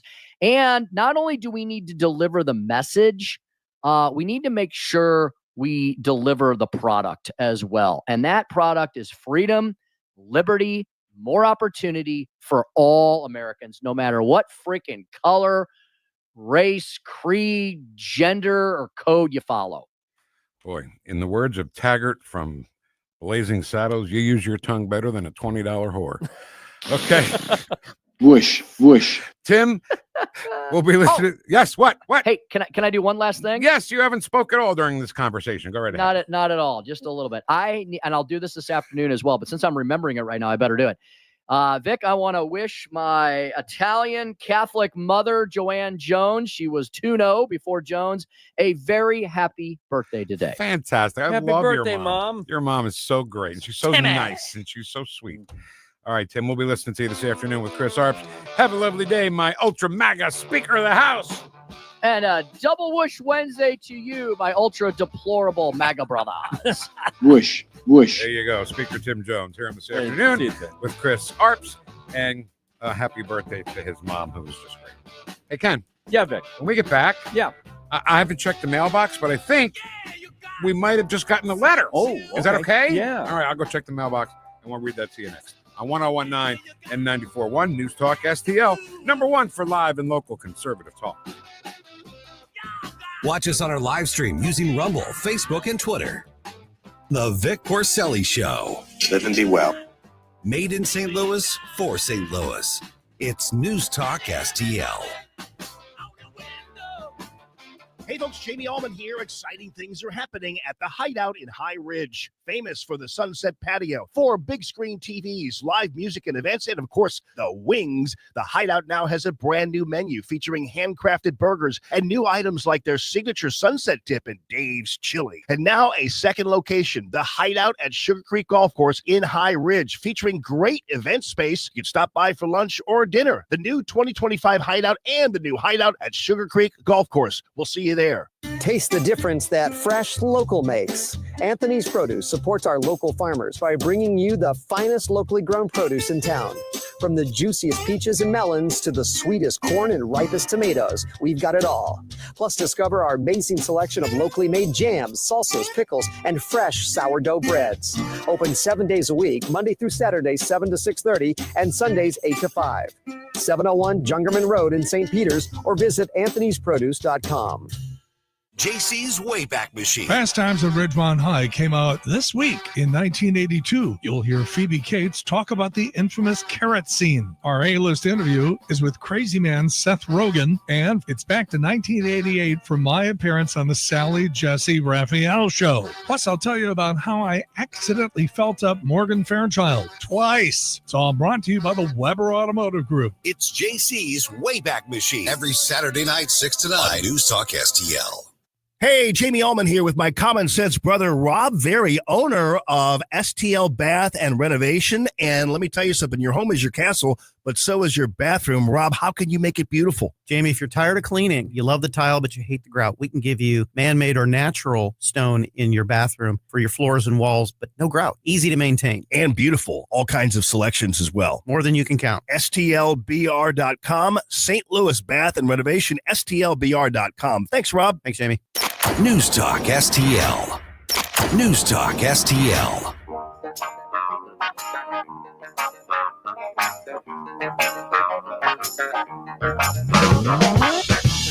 Talk lines are open now at 314-912-1019. The Vic Porcelli Show. Court will take a 60-minute recess for lunch. Your Honor, I respectfully request a full day's continuance to go over all this stuff. On Newstalk STL. Listen, I don't like that kind of talk. So stop it. It upsets me. Hey, welcome now to... look here. There she I is. don't like that kind of talk. Now just stop it. It upsets me. Hey. God. Olivia Soprano. You know, I'm sorry. I'm not going to spend much time on this. But I can't think of her name now. Nancy Marchand, who played Olivia Soprano, died during the taping of the show. And they, if it were now, it would be a perfect AI, thing. You wouldn't even notice it, but it was so bad. I mean, they tried to like put her face onto another body. It was just bad. Oh, yeah. Okay, again. Yeah. We just got a letter. We just got a letter. We just got a letter. We just got a letter. Wonder who it's from? It's from our friend Sandra, who she emails us all the time, and every once in a while I like to take one out and read it to you guys, because I said so long ago, Ken, when we were, so I've backed off a little bit on my constant viewing of Third Reich stuff at home, but there was a few weeks there, if you remember, this was back at the Powerhouse, when that's all I watched. Like anytime I got behind my PC, I watched Third Reich, either movies, I think it's a little longer than a few weeks. Shows. What are you trying to say? I'm saying it was a little longer than a few weeks. Well, I mean, it upsets me. Sure. So one of the things I said was, because people don't realize, when you ask them a question and you say, what was the first thing that the Nazis took away from the Jews? And the first thing people say is guns, which would be a fine answer, smart answer. But the real answer are the radios. You wouldn't think, but that's the censorship that's happening now from the left, censoring conservative shows and threatening to put Alex Jones in jail, Yeah, if you know about history, if you've read about that, that's why you are concerned now about them taking away rights of people to watch different shows. So Sandra writes, I read a book a few weeks ago about Jewish people who escaped the Holocaust in Poland and made it to the U.S. Yet again, there was a mention of the tactic of the Germans taking away radios. So, this is a quote, so we became shut out from the rest of the world with no telephones or radios, which were outlawed soon after the German occupation. The only news we heard was from the German-controlled press, and that is what Jen Psaki would love. She would love us to only hear the Democrat-controlled press. Or something that was controlled by somebody like Nina Jankowicz. Oh, God, help me. The book is Undying Will by Harvey Berman. He wrote it about his family members who told him stories of their escape. That's much better, right? Stories of their escape instead of, dying in a concentration camp. Yeah. I've read books about the Holocaust for years, and if they ever mention the Germans confiscating radios, I don't remember it. But that might be because it didn't jump out at me. That's exactly what I mean. It didn't jump out. Radio, what? Right. Why? Why? That's a good assessment, though, that she has. Great assessment. Then I saw the media taking one political side and censoring opinions they didn't like. Sorry, I thunderstole from you there, Sandra. I didn't mean to do that. Ken should have done that. And I didn't envision online platforms where a company could censor whatever they wanted by claiming it was disinformation. Since I know it can happen now and they can effectively take away our radios, I sure pay attention now. Love, Sandra D. We just got a letter. We just got a letter. We just got a letter. Wonder who it's from. And the Democrats edstoit that whole thing. And they say, we're the ones that are, we want you to hear just our Republican-controlled press. We don't. No, not at all. I think essentially what's happening when you have the media, like the legacy Pfizer media that we always talk about, when they do stuff like omit news, or they don't talk about certain things, that's kind of taking away your radio type of speech, because they're doing something, they're taking away your opportunity to hear something that you should hear, and that's the same result as if they did take away your radio or television. Ken, you always call that lying by omission. Yeah. So, and Nina Jankowicz, what they wanted her to do, and she didn't get to do, thank goodness, Ken, was, excuse me, I don't drink before the show. They wanted her to say anything that any Republican senator or representative or Donald Trump or newscaster or podcaster, anything they say is disinformation. It's not really looking for disinformation. If they were looking for disinformation, they would take away what the Democrats are doing, because that's the misinformation. And I know I sound like a political hack. I get it. But I think we're kind of telling the truth more than they are. We're totally telling the truth. If you remember back in that time, remember when they announced that Nina Jankowicz was going to become the dis and malinformation czar. Okay, and she'd get up there and she'd start saying, see, I'm just really a sweet girl. I'm a singer. I sing Mary Poppins. I sing all the time. Yeah. But then her talents came out. Yeah. And that's when everybody's like, wait a minute. She's going to be controlling what comes out of the media? She's going to control that? No, that's not going to happen. And luckily people, rose up. They crack me up when they talk about the Constitution, because they'll say things like, and I've heard them say it, their constitutional right to an abortion. Yeah, right. What? You know what I mean? Yeah. What the hell? It didn't it say it in there, one of the lines? And your right to abortion? Right. Right under free speech and yeah, I think it was somewhere right in there. To bear arms. So I don't know. I just want to just very quickly. I won't make a big deal about it, but talking about Poland, Warsaw, and the Warsaw Ghetto. 10-year-old Chana Blum died at the Warsaw Ghetto at the age of 10, and she's the one. I feel like I've seen all 6 million of the Jews and their pictures on these little vignettes that come up on the news feed. But this is the one that stuck with me. This is the innocent, angelic face that they killed. And you know what I want to do, Ken? But I'm not paying for it because I'm cheap. They can take a photograph and make it move. Yeah. You know that? Yep. You have that? The AI. Do you have it? I might. Okay. Chat GPT, I have that subscription now. Can you see if you can run her face through it and make her Yeah, I'll smile give it or a shot. something? Yeah, I'll give it a shot. See what happens. And then we'll send it to Karen. Yeah. Okay. So anyway, the point is, the Germans took away the radios from the Jews. And at the time when they were taking it, I'm sure they were saying, radio, schmadio, who needs it? Right. But they learned later that there was information they could have got from even American, what do they call it, Ken? Voice of America. Yeah, Voice of America. You know what I mean? Yeah. They could have got it from that. And no, they didn't, because the Germans took their radios away. Now think about what you just said there, because you had low information people there as well. Okay. you had the people who were aware, the Jews who were aware got out. Okay. Yeah. And that's kind of like what we're saying is keep yourself up to date on information, no matter how you receive it.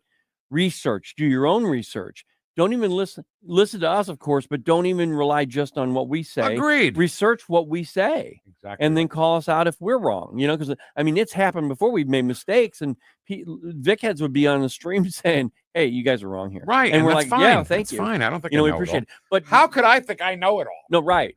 And What is that supposed to mean? Me either. And Go ahead, I'm and sorry. so back in that time, though, you had these low information people. They weren't voters necessarily, but the Jews, and they stuck around because they didn't know what was impending. They trusted them. Yeah. So I learned more about Billy Joel in 5 hours of watching that documentary about him than I knew about him in 67 years. I saw that last night on the screen. I was going to watch it, but man, I wanted to invest more time into it that I had. Do it on the weekend. Yeah. We didn't do it all in one shot. We did it in actually we did. We watched the part 1 and then part 2 because it was just like a Sunday afternoon. But I guess this is maybe good that you and I never said, "Hey, Billy Joel's Jewish." We just thought, "Hey, Billy Joel's an awesome piano player, right, and writes some killer songs, right. But he's a Jew, and he wants it to be first and foremost known as a Jew." And obviously, I'm fine with that. Then we hear about his family, right? His grandfather ran an incredibly successful textile company in Germany, and then the Germans came in, and what they had to do was every package they sent out had to have a J on it for Jew. So when they sent it out, the people that got it were like, "Oh, I don't want that. A Jew made it." You know what I mean? Wow, really? Yeah. And then a German guy bought his plant, his textile plant. Bought it? Well, don't thundersteal. Okay. But no, they never paid him. They said, "Oh, we'll take care of it." And then somebody said to him, "You know what that means? They'll take care of it. They're going to kill you." So Billy Joel's grandfather and grandmother made it out to Switzerland, you know, and then they lived. They didn't get killed in the Holocaust. Now think about that for a second, how time works. Because had they not made it out, Billy Joel and his music would never have been Ken, you're available. Right. You're right. Just that one, if just one bullet. Yep. And it would have changed history, music history. Unbelievable. So anyway, thank you, Sandra, for the letter. Yeah. I knew I wasn't crazy when I said that. I know I read it somewhere, and I was right, and that's fine. If I'm wrong, you can tell us too. Like Ken said before, if we say something wrong, let us know in the chat box. Meanwhile, Ken, I'm going to send you this picture of beautiful Chana Blum and see what you can do with it. Okay. Okay.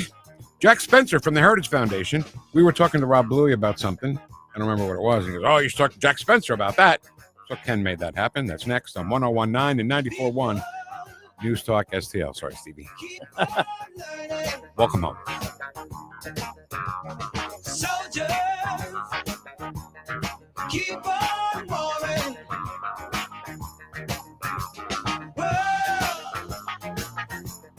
Keep on turning. Follow us on Rumble at NewstalkSTL. You're listening to the Vic Porcelli Show. Town of Rolling Stone will be back. And what did I say? I said Rolling Fork, Rolling Stone. I got my mind going here. This is News Talk STL at 101.9, 94.1, 99.1 HD3 and NewstalkSTL.com. That's even an inadvertent Ed Stoit. Well, I got my mind going here. Yeah. No, Joe, your mind's not going. Yeah, that's true. Stop your Ed Stoiting, even about your own brain. Okay, so the trees on your property, right? We love trees. You know what I really love, Ken? When you drive down, I guess Webster, probably some of the older neighborhoods have the trees that are all on that portion of grass between the sidewalk and your lawn. Yeah. On both sides. And then they kind of meet. Oh, yeah. Grow and the leaves meet and you feel like you're in a tree tunnel. Yep. You know, I love that. But we have to take care of our trees. And if a tree looks like it's dead, it might not be. That's why you call Roots Plus at 314-440-3662. Stan has this proprietary system that he can save trees. He's like the tree whisperer, and he will try to save that tree first. If it's not possible, then they can remove the tree for you. They removed a big old tree in our backyard. But you know what? They're okay. I mean, I had to say timber. Nobody said timber. I had to say it. Timber! And then they look back at you like, what the hell's this guy No, doing? they didn't. Because they knew it was coming. Because I said, you guys say timber anymore? He goes, no. I said, I'll say it for you. Is that okay? Yeah, whatever you like, Vic. You go ahead, Vic. Eat your oatmeal and say timber whenever you want. And then if they have to remove the tree and you've tried to save it, guess what? The money that you put towards saving the tree goes towards the removal. They're just a great company. Great locally owned and operated company. His name is Stan, and you can get him at rootsplusllc.com, rootsplusllc.com. News, analysis, opinion. Isn't it wonderful that we're keeping criminals out of our country? How the mayors in these sanctuary jurisdictions are dealing with it, that's interesting. Safety is our primary concern. 1019 and 94.1 News Talk STL. News Talk STL, the Hammond Institute for Free Enterprise, and the Young Americas Foundation welcome Steve Forbes to Lindenwood University for an inspiring evening on how free enterprise and entrepreneurship make America great. Discover how free markets and small business drive innovation, prosperity, and opportunity. Thursday, September 18th at Lindenwood University Scheidegger Center for the Arts. And this in-person event is free. Reserve your tickets now at hamlindinstitute.org. Brought to you by Mid-Rivers and West News Magazines.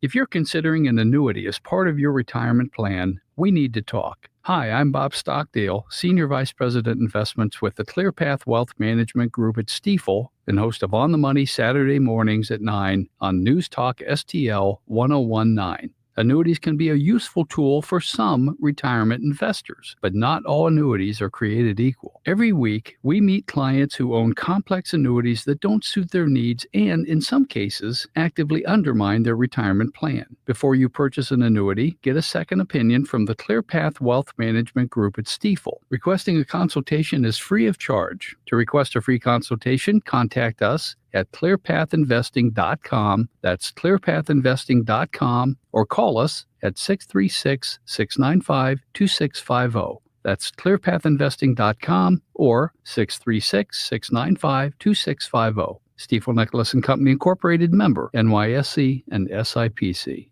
Fox News commentary. Climate weirdos demand an end to the Blue Angels Air Show in Seattle. I'm Tommy Lahren. More next. Sponsored by AxeCap Ventures. America, listen up. Gold prices are breaking records. With inflation raging and central banks hoarding, every American should own gold.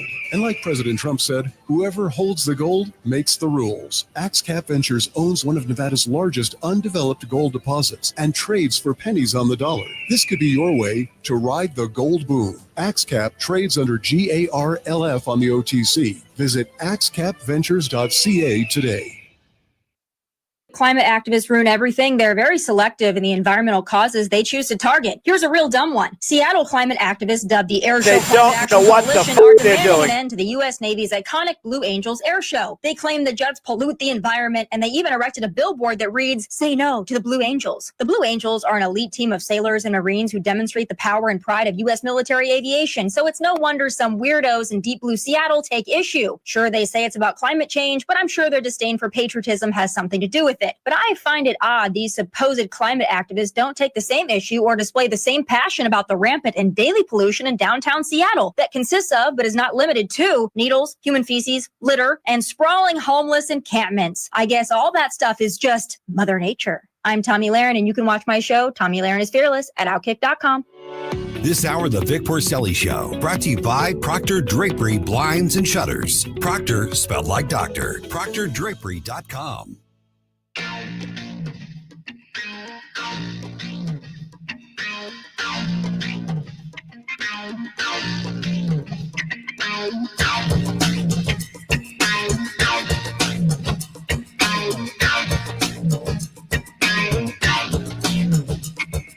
Down and take a walk with the sister the moon. Get up here lighting to fill up your room. You've been living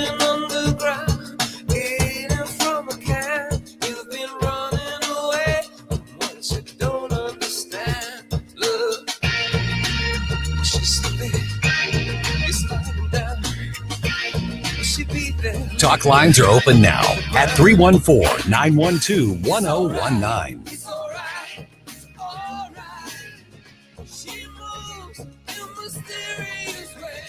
Vic and Ken. Ken's a cat. He plays saxophone. Vic owns a cat, and he has cat-like reflexes.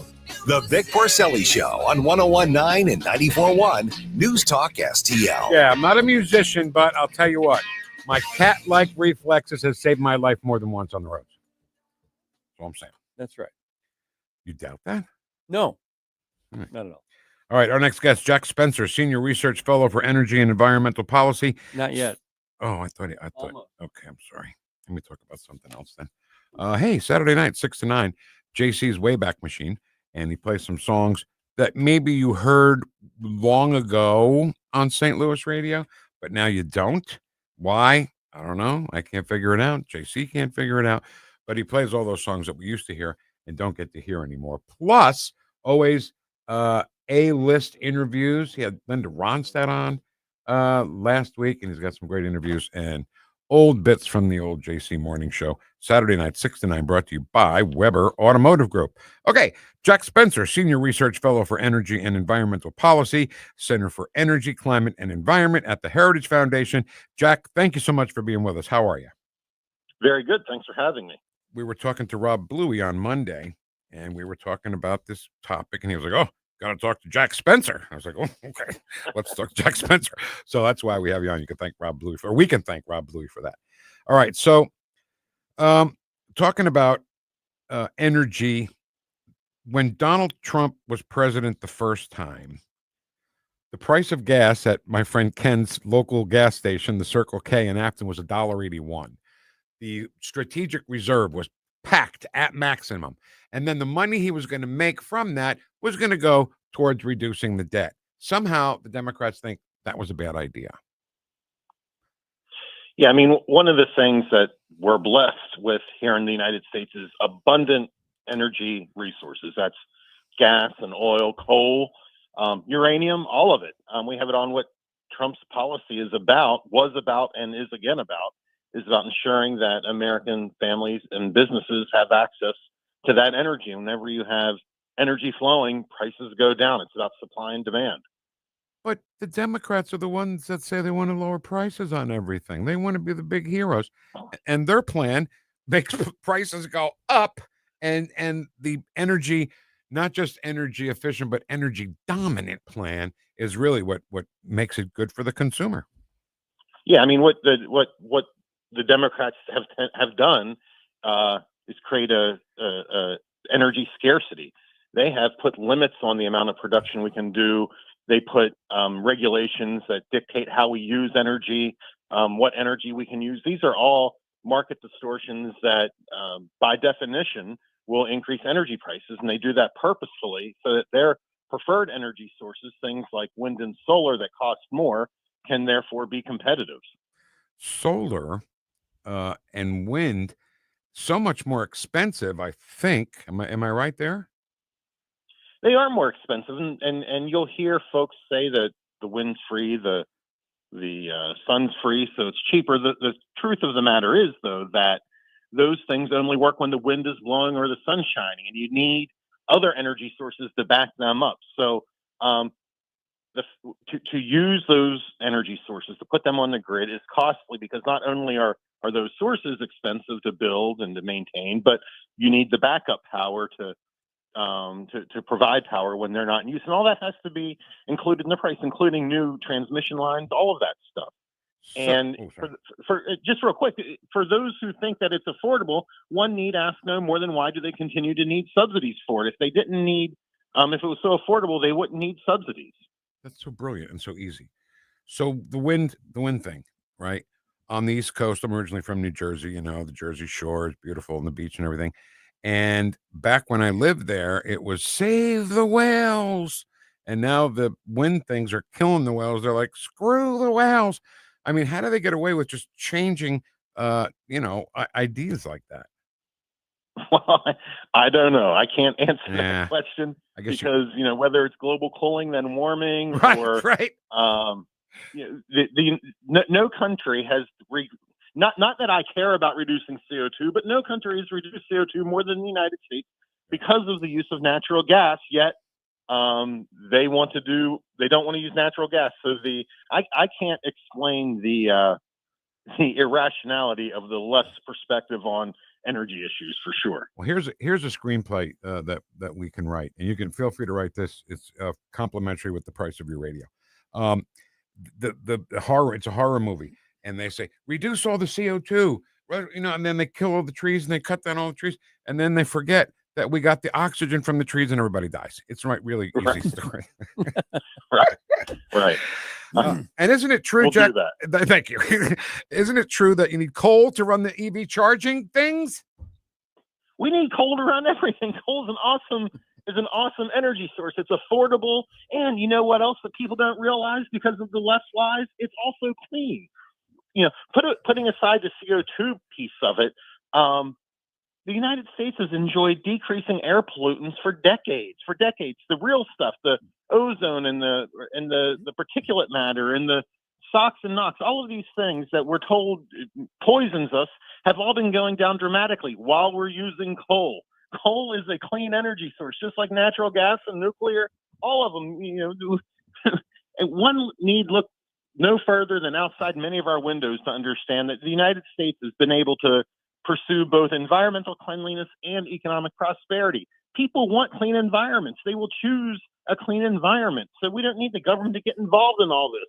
People will do it on their own because they pursue their own interests and they're interested in a clean environment. And we're talking with Jack Spencer. He's a senior research fellow for energy and environmental policy at the Heritage Foundation. Jack, one of the reasons why we brought you on here is about nuclear energy. These days, the technology it is making it much more viable to have nuclear power in this country. And I think Donald Trump is a big fan of nuclear energy and to be included in the whole mix of all of the different energies that we're going to want to manufacture for AI and for everything that we choose to have it. And don't they have something now where the nuclear energy can be like micro nuclear energy? Is there something out there about that? Yeah, I mean, nuclear energy is incredibly important. We operate about 94 nuclear reactors in this country right now, provides 20% of our electricity. But now the technology is moving to all different kinds of reactors. The reactors we have now are all large reactors, electricity production. But as you mentioned, there are micro reactors, small reactors. American companies are developing all sorts of new technologies and commercializing them. And these will all be brought, hopefully be brought into the marketplace over the next, decades. In the next 10 years, we should start seeing these things because of not only the technology is advancing, but the regulatory barriers that have been so problematic, literally for decades, are being removed thanks to what the Trump administration is doing. The micro nuclear things is like Doc Brown's Mr. Fusion. In the time machine. Actually, the article that I read is that they could become so commonplace, like a Walmart might have one. Right. To run their Mr. Fusion. Yeah. And talk about clean, safe. Nuclear's clean and safe, right, Jack? It is. Absolutely. It emits nothing into the atmosphere at all. And something people don't realize is that no member of the public in the United States has ever been so much as harmed, much less died as a result of a radioactive or radiation leak. I mean, it literally has the best safety record in all energy sources of probably nearly any industrial sector. So it's incredibly safe. We have a 70-year history of safe operations, safe commercial nuclear operations, and and they're only getting safer all the time. So everything is teed up for nuclear to have a revolution. That's why I wrote the book, Nuclear Revolution. I don't know if Rob mentioned that, but if folks are interested, I have a new book out. Yeah. That details all of this. Can you write that down, Ken? Nuclear Revolution? Okay. So I don't forget at the end of the... Oh. Yeah. So you mentioned 90 nuclear plants around the country providing electricity. What in the hell? You want to hear my electric bill from last month? Ameren's, raising electricity prices, wouldn't nuclear bring all that down? And why don't we have more than 90? Why isn't nuclear running all the electricity in this country? Sorry, Jack. I'm not yelling at you. No, hey, you can yell at me. That's all right. All right. My view is that the utilities and the people who produce energy know best how to do it. And it's probably the case that a good mix of affordable energy is the way to go. Why do we not have more nuclear? Because the regulatory barriers make nuclear far more expensive than it would otherwise be. So nuclear is great, but it is also expensive right now. To build new reactors, existing reactors produce very affordable electricity. New reactors have been more expensive than they need to be. What's changing right now is not only do we have this massive demand increase that we haven't seen in this country for literally decades, but we have a new administration who's taking a fresh look at the regulation that is a barrier to nuclear, to right size it, not to reduce the regulation per se, but rather to think about regulation in a way that really focuses on the actual risk and not about some perceived risk or some risk that is described by a broad anti-nuclear narrative, but one that really recognizes what the risks are. We regulate toward that, and then we'll be able to build nuclear power plants far more affordably. South Korea is a country who's building nuclear power plants very affordably. Certainly the South Koreans can do it safely. The Japanese prior, they had built nuclear reactors affordably. Now, people might say, what about Fukushima? Fukushima is one of their older reactors, and that was human error that caused those problems. And that was 15 years ago. I mean, technology, everything else is getting better now. It was 15 years ago, and oh, by the way, no member of the public was harmed as a result of those reactors. Right. So yes, no one likes to see what happened there, but let's take a step back and look at what the actual impact on public health and safety was.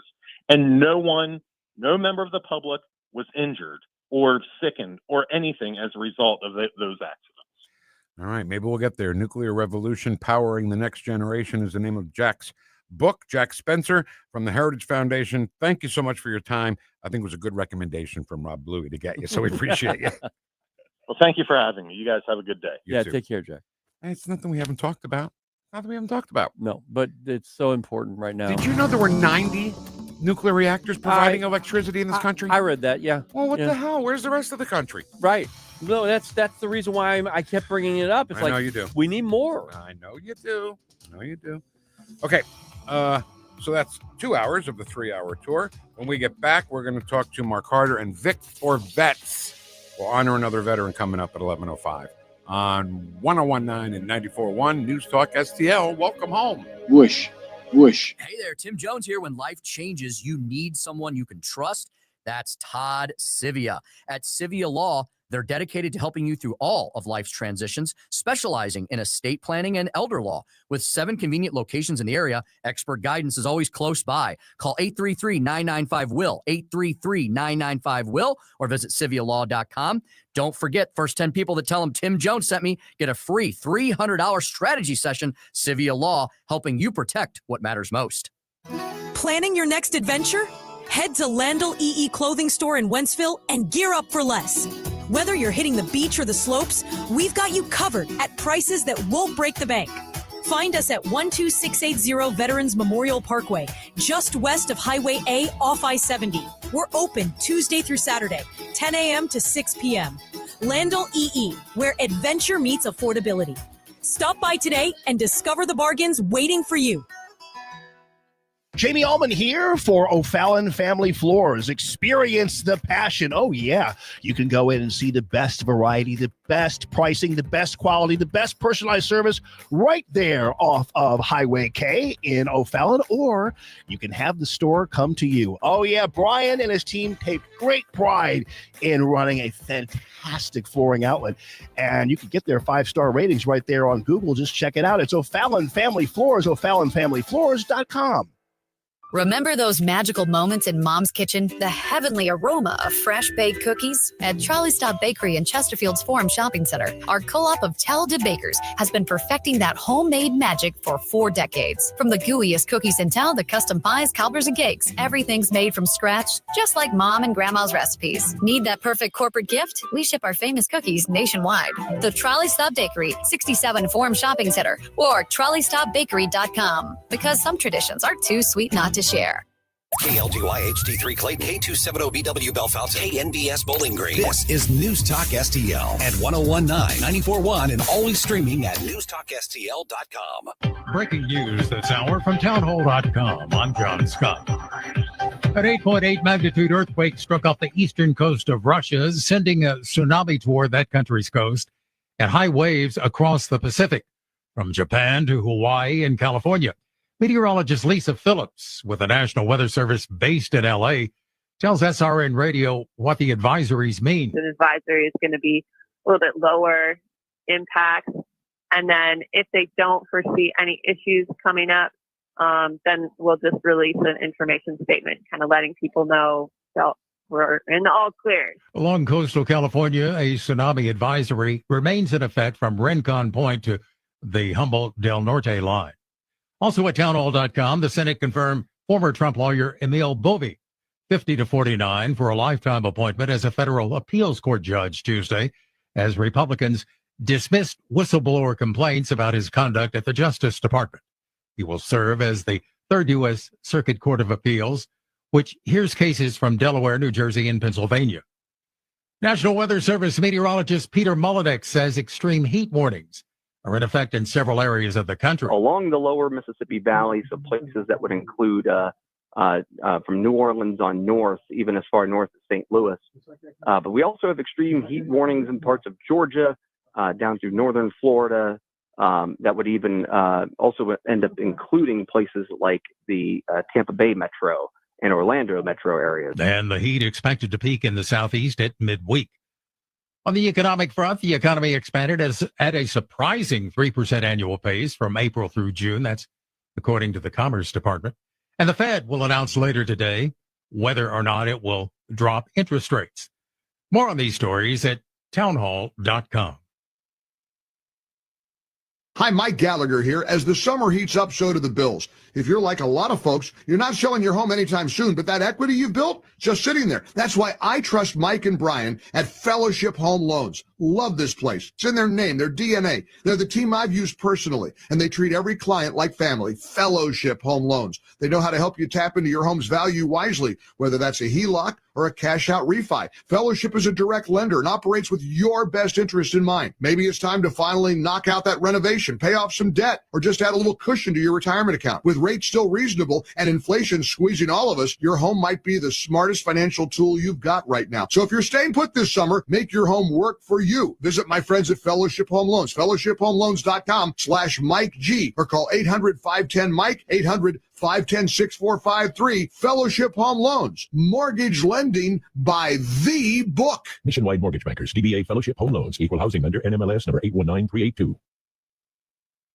This hour of News Talk STL is brought to you by Stifel, serving investors for over 130 years. Contact your Stifel financial advisor at stifel.com. That's STIFEL.com. Connor Roofing. You can count on Connor. Connor Roofing is now a 2-time winner of the National Best of the Best Award for customer satisfaction for roofing, storm damage restoration, siding, gutters, both residential and commercial. Please visit ConnorRoofing.com for an estimate. And remember, you can count on Connor. News Talk STL is proud to have Doug Voss of Safe Money Radio as part of our lineup each week. Doug has been a staple on the St. Louis radio airways for many years as one of the leading financial experts in the area. You can now hear Doug and Safe Money Radio 2 times every weekend on News Talk STL. But in case you miss anything, you can check it all out at DougVossSafeMoneyRadio.com. You could also reach Doug at 844-676-SAFE. That's 844-676-7233. Doug Voss is a registered representative. Securities offered through DHL Securities, LLLP, member FINRA and SIPC. Hi, I'm Jen Wallner. And I'm Rodney Wallner with the Wallner Home Selling Team at Berkshire Hathaway. Hey, Rodney, how do you sell your home for top dollar? That's easy. Call the Wallner Home Selling Team at 314-810-SOLD. What if I want a flexible commission rate? Call the Wallner Home Selling Team at 314-810-SOLD. When's the best time to sell your home? Right now. Call the Wallner Home Selling Team at 314-810-SOLD. For all your real estate needs, call the Wallner Home Selling Team at 314-810-SOLD. That's 314-810-SOLD. This is Larry Connors, and my favorite sandwich at Capriati's is a Philly cheesesteak with peppers, sweet peppers, but sometimes hot peppers. I love Capriati's, and so will you. Open 9 to 9 daily on Manchester at McKnight in Rock Hill. This hour, The Vic Porcelli Show, brought to you by the Trolley Stop Bakery, the official bakery of The Vic Porcelli Show. You're listening to The Vic Porcelli Show. A 3-hour tour, a 3-hour tour. The weather started getting rough. We squeeze in a dry hump day under partly sunny skies. From New Jersey to Baldwin, Missouri, two behind the microphone, taking the whoosh to the radical left and the putrid swamp. You're listening to the Vic Porcelli Show. Here he is, Vic Porcelli. All right, hour number 3 of our 3-hour tour. I'm Vic Porcelli. That guy there is Ken Williams. We're going to talk to Mark Harder from the St. Louis County Council. Somebody's being investigated. Well, that a little bit. Not me. But first, this is Vic for Vets. Oh, sorry, Vic. You're ahead of everything, and I'm just Did I do it too early? No, I'm a loser. Look.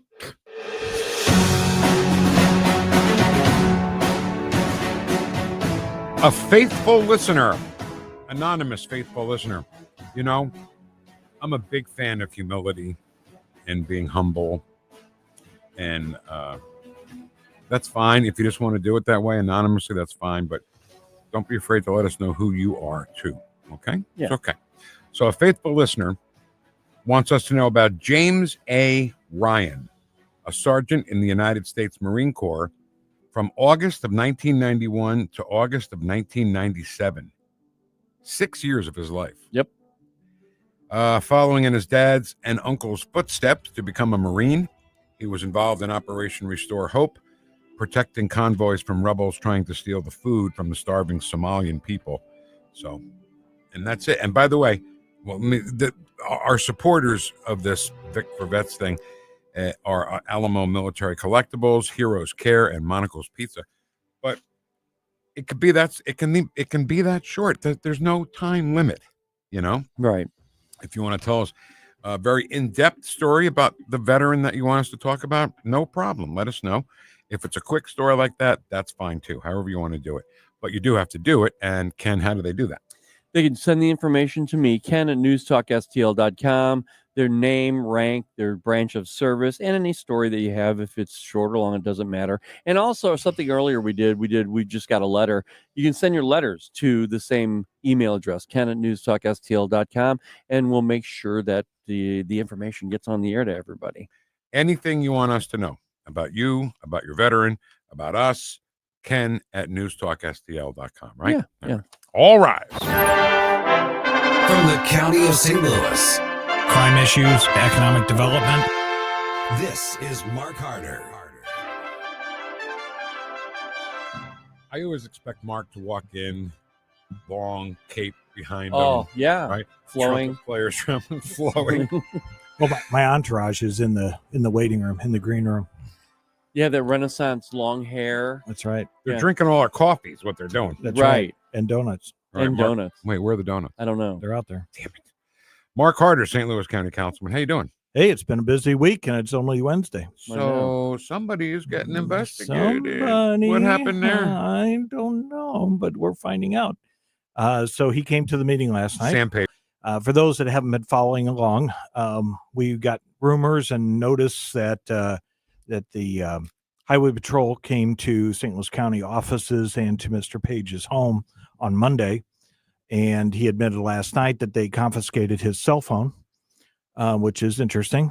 And he procured a lawyer, right? And he's already procured a lawyer, a pretty high-priced lawyer that used to be a federal prosecutor here in St. Louis. So there must be some concern over maybe some possible federal situations coming out of this.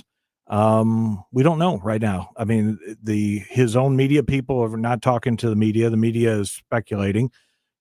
We're hearing it through the media like you guys are, and so we're piecing pieces together. We were told through the rumor mill that possibly there'd be some other shoe that falls today, but we don't know. It's still, the day's still young. But it's a corruption thing. Well, they don't do this for, non-corruption things. They don't do this for things like, well, you have to spend all of your time as the county executive. You can't be an anesthesiologist. Right. Nothing like they're that. They're not going after parking tickets or speeding tickets. So yeah, this is not a political situation. There must be evidence here somewhere, else you don't go to these extremes of taking somebody's cell phone. And we first started talking about this right here on this show, where he had these pamphlets, these leaflets. Right. And I brought one from home, and it was really a nice piece that he was sending out. And that's the question, right? Well, the question was, those pieces were done through his page pack, which he could do. The page pack can do that. The piece that seems to be in question is the postcard that he sent out, and he said paid for by St. Louis County, Sam Page. Okay. And so that one is the one we did not authorize that to pay wherever that money came from, whether it came from the county money or not. Also, the postage was supposedly run through a county postage machine. So that goes directly, if you run it through a county postage machine, the county pays for it. Right. We pay for, the postage. So those are two issues, but we're speculating, and this is just speculation. Attorney General Bailey is handling this. This is in his bailiwick. This is his charge to go after this. So we don't know. And in the past, we thought we were going down this road, and it turns out, the charges or the issue is on a different road. And we found that out with Stanger and with other people over the last couple of years. You think they're going after this when really they're going after a totally different topic. Did this come up in the meeting at all last night? It did, and he was there. I was amazed that he showed up at our council meeting last night, and he said that that he was served with a subpoena on Monday, and that they confiscated his phone. So that was the first time publicly there's ever been a disclosure that his phone was seized. So he brought it up. So that's why I say I can mention it today.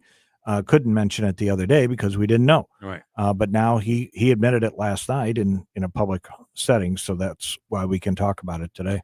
So what is it with that office where people just can't stay out of trouble when they're the St. Louis County executive? That's a great question. I think some of it's incompetence. Some of it is the pressure of public interest groups in St. Louis County that put a lot of pressure on whoever's in that position to move their agenda forward, kind of in the shadows many times. And so you're under this pressure because it costs a lot of money to run a campaign. It costs a lot of money to buy favors of people. And it's a local job that has a lot of power and can, write a lot of contracts and employ a lot of people. You got something to say? No. Okay. So right. that was Monday. Yeah. Let's talk Tuesday. Let's talk Tuesday. And then next week, I'm sure we'll hear more. And of course, we can hear it in the news, but you give us the insider stuff. Insider. We got a show called that. So it's you're a good guy to talk to about that. That's right. How the dogs doing? So far, so good. No news is good news. We haven't heard anything over there. I know they've been running some different specials on trying to get dogs adopted, and the foster program seems to be moving forward. So that's getting dogs out, but we're still in the high 200s for a number of animals over there. So are they reducing the cost to adopt?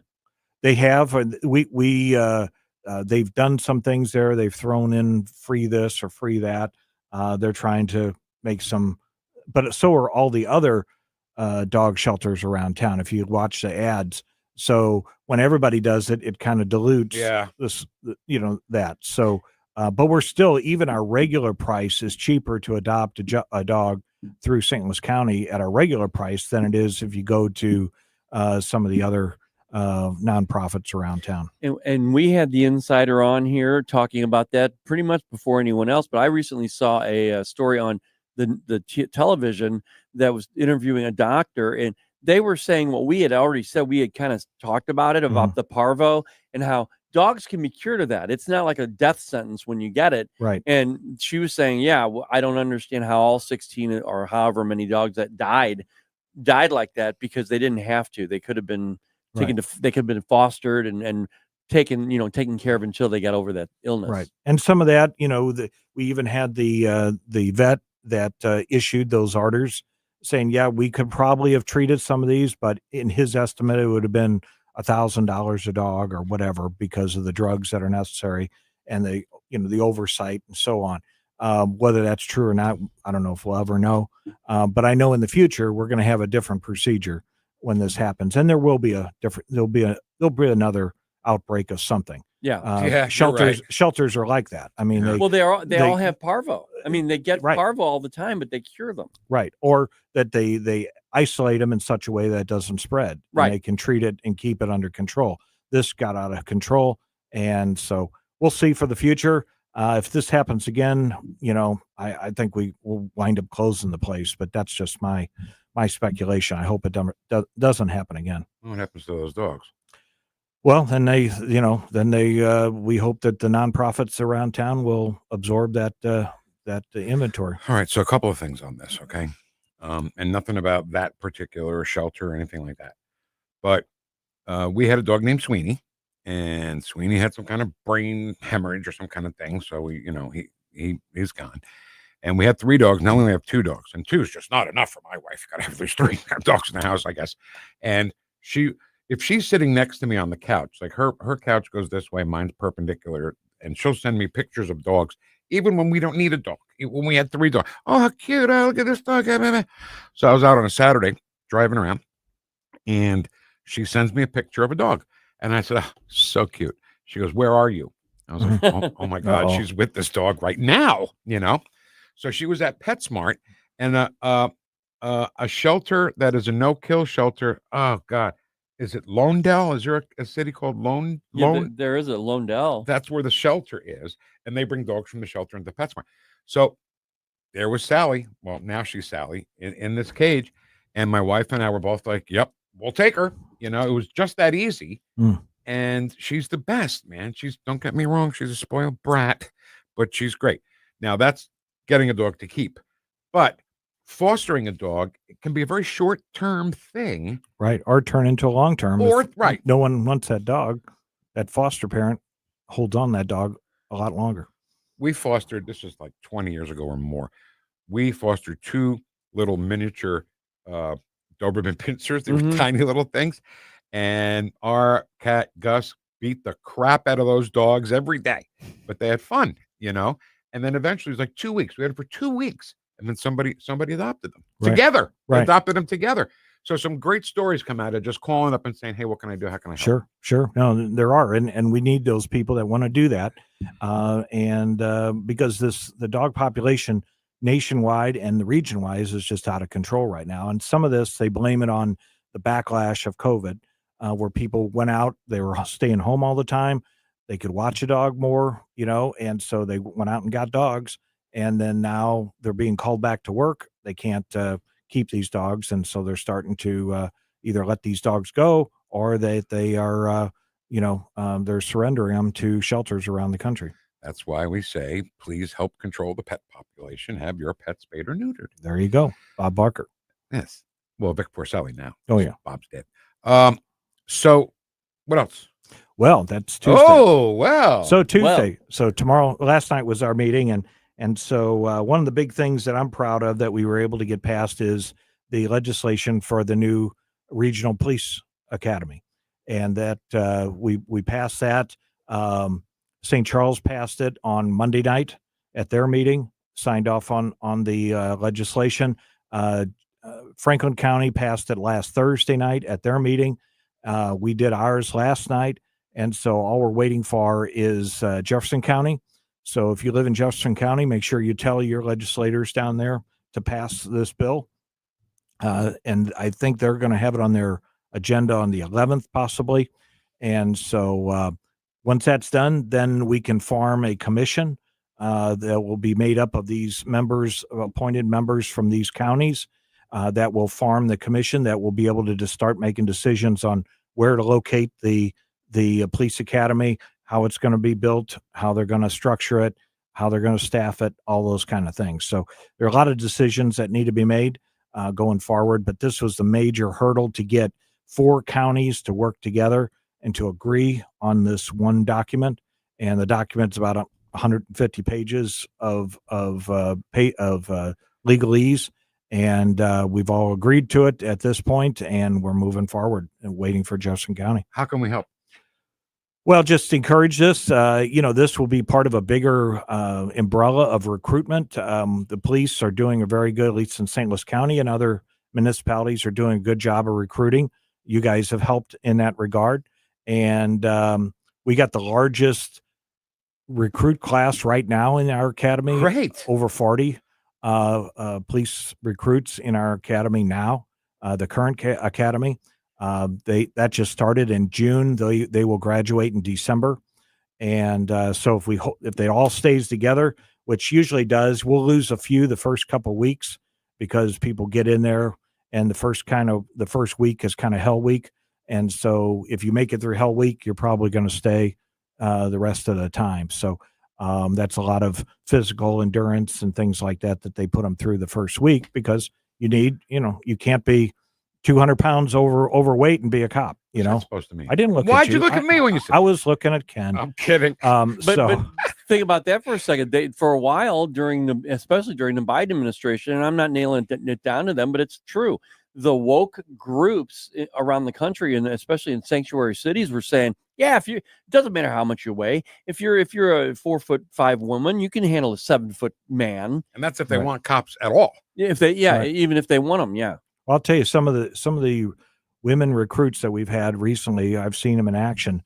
They're some of the toughest folks we got. I mean, these ladies know what they're up against when they get in that academy, and when they graduate, they'll go toe to toe with anybody on the street. But the point is, they're going through the same training that anybody else would be going through. Yeah, there's no exceptions. I mean, perfect. everybody gets the same training and the same expectations throughout the process. So, no, that is a huge piece, and I'm really so because of that. On the show this weekend, on the Insider with Mark Harder, we've got Colonel Higginbotham, who is the colonel in charge of recruitment for the police. And he's going to be on the show and talk about some of the innovative things that they've instituted in order to get 40 people in a training class. And they've gone outside of this region. They've gone to, they've recruited people from Chicago and from Kansas City and Memphis and places like that. And they've had career fairs in these places to try to get folks to come to St. Louis and to be part of our police force. Lastly, last Friday, I participated in the current graduation of the class of our 911 dispatchers. Oh, there we go. And you guys were part of that from the beginning. And that's been a process for over the last 2 years. We've recruited and trained a number of classes. This class was class number 25. And there was only 4 in the class. But the next class, which starts in September, I think is going to have 10 or 12. Great. In that class. So, awesome. We're getting the people want to do this job. We've increased the pay. We've increased the benefits. We've increased the training, and it is a first responder position. And we need to work on that. And these people are starting to take this calling, and it is a calling, in my opinion, whether you're a police officer or 911 dispatcher, it is a calling. And for the pay or otherwise, this is something that people need to be drawn to and want to do this position. If you're doing it for the money, or you're doing it because you got a shiny badge and you can pull people over, that's the wrong motivation. But if you're doing it as public service and be able to fight evil in this community, this is the position for you. Shiny badge is pretty cool, though. It is pretty cool. Yeah, yeah, it is.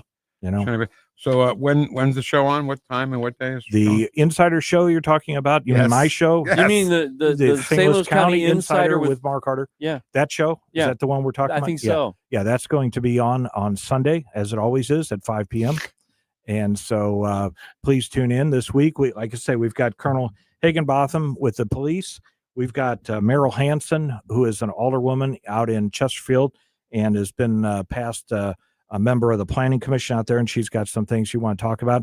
And then finally, we got a new guest. We had a cancellation, and we got a new guest popped in, is a gentleman by the name of Anthony Meyer, and he started the Red Tail program, which is a program to train people in the aviation industry, young kids, get them interested in aviation. It's called the Red Tails, and they do this program out of Spirit Airport, and they are having a graduation tomorrow night of their class, and it's all women. I think it's 6 or 8 African-American women from North County that are getting interested in aviation. So there we go. So we're going to have all that on Sunday. You're busy. Yep. Kid that lived on my street growing up, his name was George Kuhn. Commercial pilot for now, like 40 years, and he just retired, but it's like that. You see that plane and you want to fly it. You can do it. You can learn how to do it. Yep. All right, Mark. Thanks so much, sir. Hey, thanks, Mark. 5:00 Sunday. Tune in. I'll be there. To what? To St. Louis County Insider with Mark Harder. Why do you encourage him? I just love it. All right, when we get back, I want to talk a little more about the stupid Sydney Sweeney thing, okay? Yeah. All right, that's next on 101.9 and 94.1 News Talk STL. Welcome home. Follow us on Rumble at NewstalkSTL. The Vic Porcelli Show. We want to expand PK for billions of pre-care students. On Newstalk STL.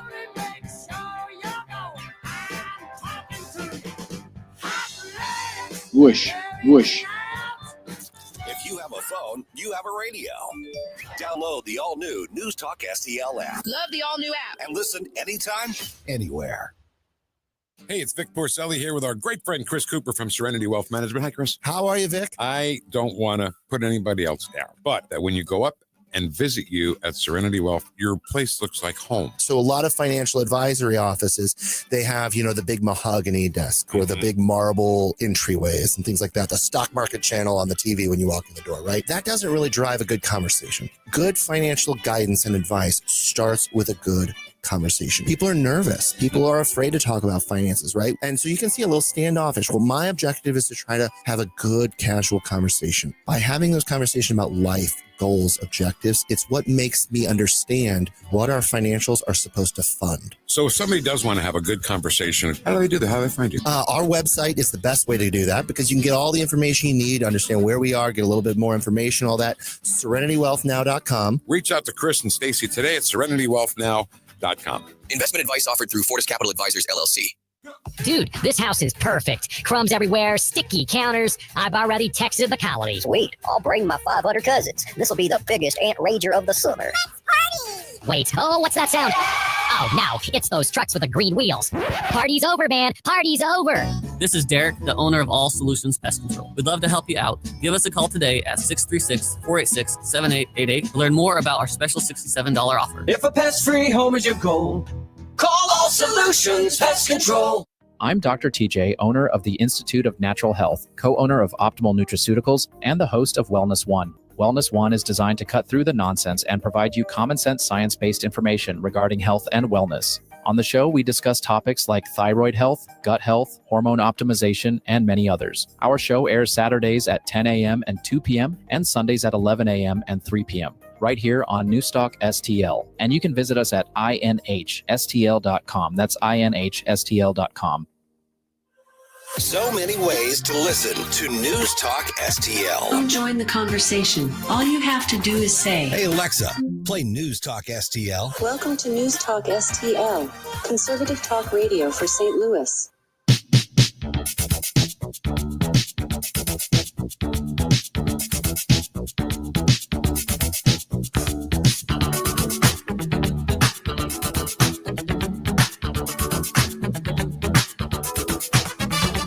Talk lines are open now at 314-912-1019. The big lie is a lot of bullshit. That's what it is. Now look here, I don't like that kind of talk.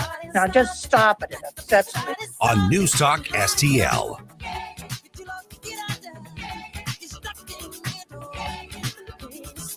best part of this is Sydney Sweeney didn't even say a word, and she still triggered the entire left. She didn't give a political speech.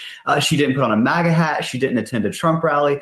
All she did was promote a jean brand and have an American flag, and that right there proves just how fragile wokeness has become today. I mean, the American flag being controversial to some people.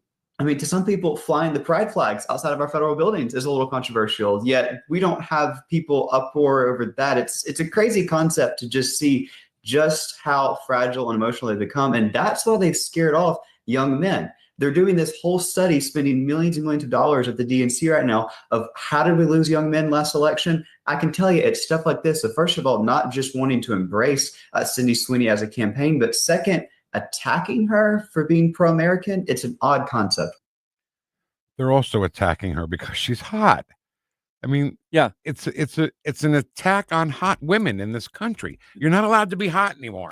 No, but on social media especially, it's so disgusting because you've got the video after video about this whole thing, and all she was doing was promoting a jeans brand. And you've got this purple-haired with the gauge in the nose, 300-pound woman looking at it saying, she is disgusting. How could she do such a thing? She's a Nazi. It's Fascism. Like, what are you kidding? Are you kidding me? They call it fascism and Nazism because Sydney Sweeney is doing an American Eagle. By the way, the American Eagle jeans, you can't find them anymore. No, they're sold out. So good job, Left. That's Way what you're trying to do there. was hurt American Eagle. Guess what? Didn't work. And Sydney Sweeney's got a pair of jeans. There's two commercials. There's one where she's putting on a pair of jeans. She puts them on and gets in a Mustang and drives away. And I love that because, man, they really rev that thing up too. It's great. And then there's another one. It's kind of the same thing, but there's no Mustang. Hold on. So the thing is that they call it not racist, but they call it fascism, right? And it says that the words come on the screen that says Sydney Sweeney has good genes. JEANS. Blue jeans. She has good blue jeans. Nothing about her genes, her DNA, her blonde hair, blue eyes, what they say is an Aryan look. Well, let me ask you a question about this. Because, I mean, just give me your honest opinion. I saw a video that happened with Beyonce about 2 months ago. She was promoting her cowboy, her Western album. New country look? Whatever. Yeah, whatever it was. And she was doing the exact same thing, identical, wearing jeans, full thing. And she even said, good jeans, in the ad. And she's laying there just like Sydney Sweeney, exactly like it. But no one said a word. Who's the advertiser? What's it wasn't American. It wasn't actually the jeans. No, it was a jean company. It was a jean. Okay. Yeah, it was. I can't remember the name of it, but it was something like Calvin Klein, I think, or someone other than American Eagle. Now there's an old. So why didn't anyone? My question to you, Vic, is why didn't anyone say anything about it then? Well, I mean, the left's not going to say anything about it. They love Beyonce. We're not going to say anything about it because we don't there's care. Nothing wrong with it. I thought, man, what a cool ad, right? I didn't even think that. I mean, you know how many ads come by me during a day and night, and I'm like, I cares about this one. I just like the jeans she wore. Beyonce had this outfit on. I'm like, well, that's pretty cool looking for a woman, But it's not okay for Sydney Sweeney. And so this is great too. Somebody put on an X, don't let this get around. Don't share this one. We don't want anybody to see this one. It was Brooke Shields. Oh, yeah. I saw it. Putting on a pair of Calvin Klein jeans. And she had no pants on. She starts the ad with no pants on. Right. And she's laying down and she puts the thing that nothing comes between me and my Calvins. That was the big thing back then. But nobody said a word about that one back then because we didn't care. And the interesting thing about that particular ad back then is she was reciting scientists and how they talk about the gene therapy and all this other stuff as she's putting the jeans on. I know you probably didn't pay attention to that part of it, but she was putting on the jeans and talking about the scientific features of genes, GENES. So what they're saying, what the left is saying, that Sydney Sweeney is promoting Nazism somehow by being a hot woman. And because she's got blonde hair and blue eyes, she must be Aryan. She must be a Nazi. And it's just how do we let them see? This is what the new phrase I think for us in this year is. Let's be on the offensive. Let's not be on the defensive, right? You're reading my mind. So let's be on the offensive on this and say, what's the problem with her good genes? What if it said, Sydney Sweeney has good sneakers? Yeah. 15 years ago, we would have said, oh, we shouldn't be speaking of this. That's the whole point of my my response on X earlier this week that you recited, or I heard it on the X. I was saying, no, enough. You push back, you tell them there's nothing to this, and move on. That's what we need to do, Vic, is every time something like this rears its ugly head, this woke stuff, because they're going to try and introduce it every time. They want to get back to woke. They need to get back to woke because they have nothing else. So what they're going to do is continue to do this. And then each time they do, we say, shut up, forget you. Right. We don't care about this. This is great. In fact, what I did is I reposted it. And then I put, man, I'm going to go to American Eagle as soon as I possibly can and get some clothes. So this is where I was going before with the jeans, because it says jeans, Jeans, not jeans, Genes, which is the left's argument that you're saying, no, she has good genes. She has Aryan genes. So she must be a Nazi. She must be a Nazi. And TMZ, the show TMZ, has their own website, gossip website. Right. And they always have, every day they have a section that's called good docs or good genes. Meaning, do they have good doctors for plastic surgery? Is that why they look so good? Or do they just have good genes, like all good Nazis do? And that's been fine. Nobody said a word about genes when it's on TMZ. Right. But if Sydney Sweeney wears it, and oh my God, she got blonde hair and blue eyes, she must be an Aryan Nazi follower. And the difference between the left and the right is something that I've mentioned before. If you replace Sydney Sweeney with a black, brown-eyed woman, it would be the same thing. We respond the same way. Yeah, that's a great ad. No problem. Yeah, you're right, Ken. So the left must have some sort of thought process with anything that comes on TV. How can we blame, if there's anything bad about it, on Trump, no matter what it is? Yeah. And we're just like, you're right. If Melanie Collette from CFAC that we talked to earlier today was in a jeans commercial and it said, Melanie's got good genes, I'd be like, yeah. Now, actually, I wouldn't even notice. It would just, I'm telling you, so many commercials go right by the board on me that I couldn't even tell you what they were selling or what they were saying or singing or anything. I've had enough of this. I don't know about you, but I have had enough. Oh, yeah. Didn't we play this yesterday? I think we did, Ken. Sorry, it's my fault. I played it 2 days in a row. Yeah, well, it was you. You know what else I did? I played the studio version of Whammer Jammer earlier. How could you? I don't know. I don't see how you would do that. Chat box is next on 1019 and 94.1 News Talk STL, #1 for live and local conservative talk. Ooh. How dare you!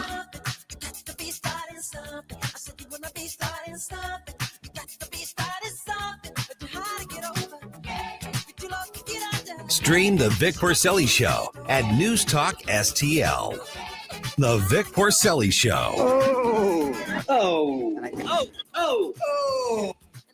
On NewstalkSTL.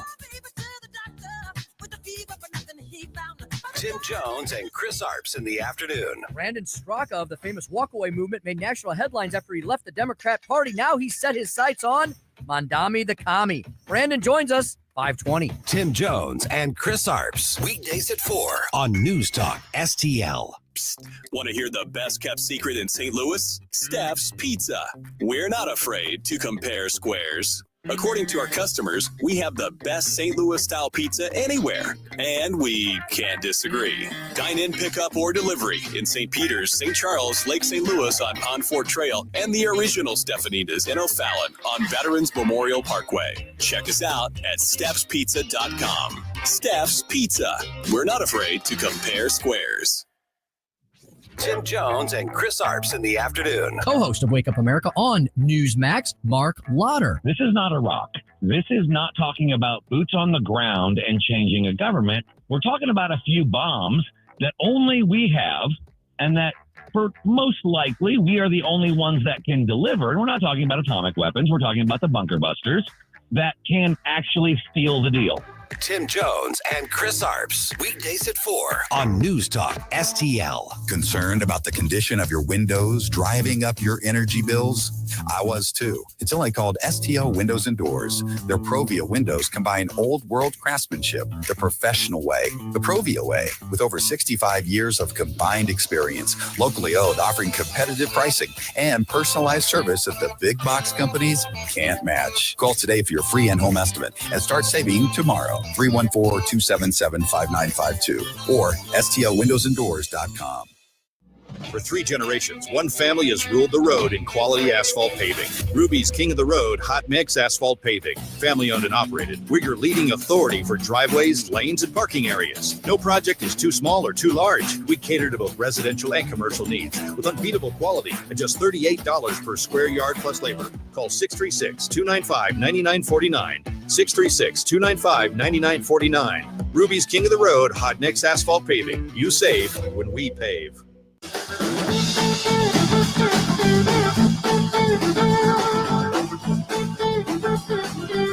Talk lines are open now at 314-912-1019.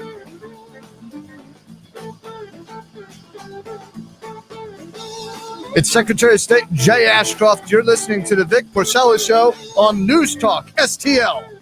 Man, probably update that one a little bit. he sounds great though, talking over the Allman Brothers. Yeah, doesn't he?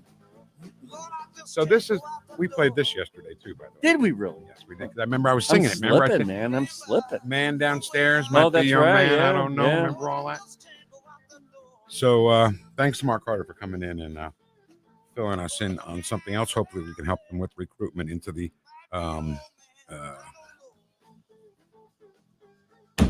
You can never think when you're listening to the song because you're trying to sing it, I think. I just can't think, period. So let's drop that. Let's see if I can come up with it later. Let's do some. Can you tell that officer that the man he's here to arrest is the big tall guy with the pink shirt? Right. In there. All right. Chat box time. Rumble.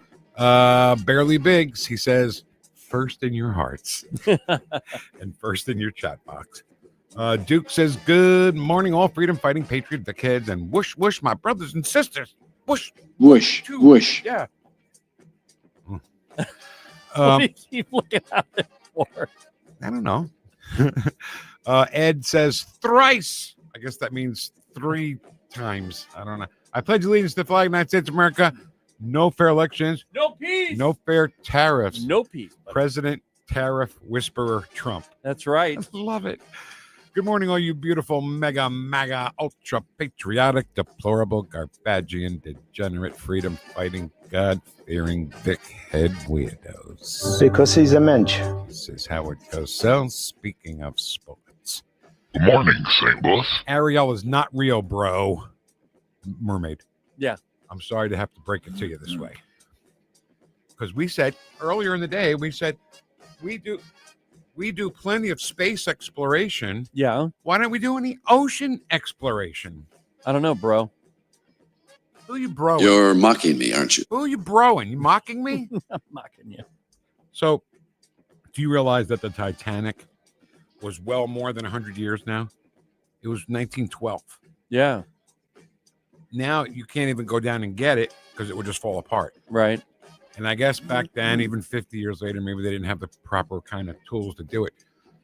But what's going on down there? You know, doesn't that intrigue anyone? What's going on down there in the bottom of the ocean? Yeah, there's a movie from a while ago, actually in the 90s, early 90s maybe, called The Abyss. And I used to love that movie because it shows you some things that are happening down in the deep, in the trench, in the Mariana Trench. It's called The Abyss? The Abyss. Okay. And it has some really good actors in it. But it surprises you. There's some really cool stuff that they try to portray. I'm sure it's not that, but it's pretty cool looking. I think there's a lot down there. I mean, 3/4 of the world is water. Yeah. There's lots of water. Let's go see what's down there. A lot of water. Ed Stoit says Shifty is a liar. Liar. Judge Janine was so crazy, they left her on the 5 until her nomination to the government position. Yeah. So shut up, Adam Schiff. Shift for brains. I said shift. I said shift for brains. No, you just said it again. Don't you just cuss said on it. this here radio. I know, but I know what I said. You are cussing on this here radio with a police officer in our lobby. I'm not cussing. I'm going to have him come and arrest you immediately. Woosh. I love Woosh. I love Judge Janine. She pulls no punches. Jessica Tarloff sounds like cats in a bag. Hi, honey. What do you want for breakfast? Stop it. Why? Where do you think I'm I going? didn't know where you were going. Well, I'm not going anywhere. You always think my mind's in the I didn't know. Super weird. Okay. She comes home and she says, I'm arriving. Good morning, all you freedom fighting. What? Good morning, all you freedom fighting patriots. No one has hit the like button. No one? Allison, thanks for looking out for us. Let's Well, go. I'll be. Can you hit the like button? Can you subscribe to our podcasts and our streams and stuff? Please. Thank you. And hit the like button. Would it kill you? Would it kill you to like button? Would it kill you? I don't know what this is. I don't want to push it right now. AR-15s are lighter weight and favored by women. Oh, heck with that. I'll click on it. It was a link. Oh, what's the difference between AR-15 and M4? Right. I will read that and discuss it at a later date. AR-15s are lighter weight and favored by women. The gun looked longer because it had a silencer on it. Most AR-15s have suppressors. The lib turd, white, ugly, mental, medicated women are jealous of an attractive white woman being in a commercial about an American jean company. I can't believe they called themselves out the way they did. It was so like revealing when they would send these videos out like that. Ken, if you have a commercial, if you have a coffee company, right, and you run commercials for your coffee, you gotta have somebody holding the mug with 2 hands. Oh yeah, taking this. Best part of waking up is that must be a good cup of coffee. Sydney Sweeney, not for nothing, looks pretty good in the American Eagle jeans. Not too bad because they want to sell more jeans. Crazy idea to make a profit. And it was, yeah. Is that it? You get something else? No, I can't say what I was going to say. Oh, man. Keep your mind is in the gutter today. It is. I am very familiar with the AR and M4. We train with them. Oh, I'm not. There you go. I apologize. Bought several ARs from Palmetto State Armory. You know what, Ken? Our audience is very well armed. Oh, they are. So I know. If there's any trouble, we need to have a central place where we can meet Vic heads to protect us. The local union 1019. That's right. Sydney Sweeney has blue eyes. Asks 101 straight up. Yeah, she does, right? Yeah, she does. Never mind. Never mind. God, you are the worst I can't. today. Well, everything I try to say, I can't. It was great to see the EPA published on their website confirming weather modifications and their concerns about the health effects. There's a company, Ken, called Rainmaker. Mm-hmm. Yes. I'm assuming they make it rain. Cloud seeding, yeah. Huh. They've been doing it since the 40s, Vic. When the left doesn't like advertising, it's all okay to diss it. But if the right doesn't like advertising, they better be quiet and take it. Good for me for not for thee. Good for me, not for thee, is their twisted mind thinking. Advertising is the reason I will never, ever buy a Subaru. Oh, yeah. It'll never happen. Before I got my car, what I have right now, my mom. Forget about it. Jessie was helping me. She was going to car dealers and she was researching for me. You know, funny thing, she found this really fancy, like sports car thing, and it had a manual transmission. And she goes, get in and try it. So what do? I put the gear shift all the way to the right and down. For years, 100 years, that was reverse. Right. Right. Now it's not. Now it's sixth gear. Oh, wow. So she goes, no, it's all the way to the up and left. I'm like, oh, what the hell? Why do we have to change? Anyway, why did I bring that up? I don't know. Thanks for having my back. A little bit. Commercials. So she's looking for cars, and the guy says, I got this nice Subaru. And Jessica says, he will never buy a Subaru. And he says, why not? He doesn't like the advertising. Advertising works to buy the product, or advertising works to stay away and never buy the product. That's up to you. However, whatever messaging you want to do, you're not going to make everybody happy. It made me mad about those ads because they would say, love the Subaru, and the people that were buying them would be completely happy with putting a fork in your eye if you voted for Trump. There's a spot for Subaru. Love. Where they're in a bar, some kind of cafe or something like that. 2 Gen X hippie girl, looks like she doesn't shave her armpits, look on her face. And they say, yeah, we want to know, how do you get to this place? So you know who knows how to get to the place? The blind guy that's sitting at the bar. Okay. I know how to take you there. And then the 2 lovey loves, they make a face like, yeah, thanks, blind guy. Thanks, You're blind man. So they take him along, and then they stop, and he goes, if you listen close, you can hear the whales. I'm like, what in the hell? What does this have to do with buying a car? Virtue signaling. God almighty. They don't know what the they're doing. I agree. Neither do Ken and I, from apparently what I've heard. Apparently. Taxes are mandated, so thus tyrannical reference Boston Tea Party. Haha, no taxation without representation. I disagree with Miss Collette. It's not an uninformed public. It's a misinformed public. That's a good point. That is a good point, yeah. It's not uninformed. You're telling us misinformation that you're saying that we do. It's Ed Stoy. Just right. Allison says, yeah, Ed Stoy. Anytime you hear anything a Democrat says, anything, stop right there before you believe it and say, hold on, let me put this through the Ed Stoy filter. Oh, yeah, they're lying, right? Here's an idea. Why don't you give me half the money you were going to bet? Then we'll go out back, I'll kick you in the nuts, and we'll call it a day. I said blackjack! Do the same thing. Yeah, right? Love it. Yep, absolutely. The media now treats anything that happens like when I watch a NASCAR race, waiting for a crash, and then overanalyze it over and over. The weather channels went nonstop on the tsunami. Boy, I thought for sure, Ken, we'd be seeing waves 50, 100 feet high, and they're like, nope. I saw actually online they had a diagram, and they showed this wave that, like, had it actually been real and went over the land, it would have went over all the land. So that was an animation you saw? It's kind of, yeah, just Which to show you true? what could happen. But it didn't, did it? No, it didn't. Wait, the operative Not word even close. you just used is could. It could happen. But that's what they do on the Today Show every day. They never say what Those will. tariffs, they could cause problems. You stop yelling at me. They could. Ed Stoy, here's some decent footage of the tsunami hitting Japan. It wasn't Indonesia for sure.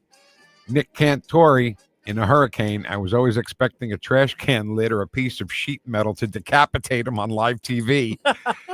There are plenty of videos of people covering the storm, and they're out in the storm, and they got boots on and stuff. And meanwhile, 2 guys just walk by like nothing's wrong. Y'all fired. Obama was not a president. He was a sleeper cell terrorist groomed and planted in office to overthrow our government. That's Allison said that.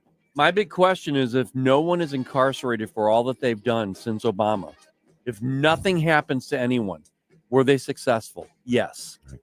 How else have Chucky and Nanner, etc., keep getting elected? Nanner being Nancy Pelosi, I'm assuming. I'm pretty sure. Allison, you are correct. Ken Williams doing the dance. Are you dancing? Oh, when I was talking about Hakeem Jeffries, yes, I was dancing. I was moving my hands for every syllable. So, Allison, he wasn't really dancing. He was just commenting on Hakeem Jeffries. Literally? Yep. Jeffries and Booker don't have enough brains to power an ant's motorcyclist around a Cheerio. Nice. Happy birthday, Mrs. Jones. Tim Jones' mom has a birthday today. With our energy resources, why doesn't this country... That's for real. That's for real. Happy birthday for Tim Jones' that's for mom. real, yeah. With our energy resources, why doesn't this country have a surplus and able to take care of vets, etc.? Please look better. Have you seen Saudi Arabia?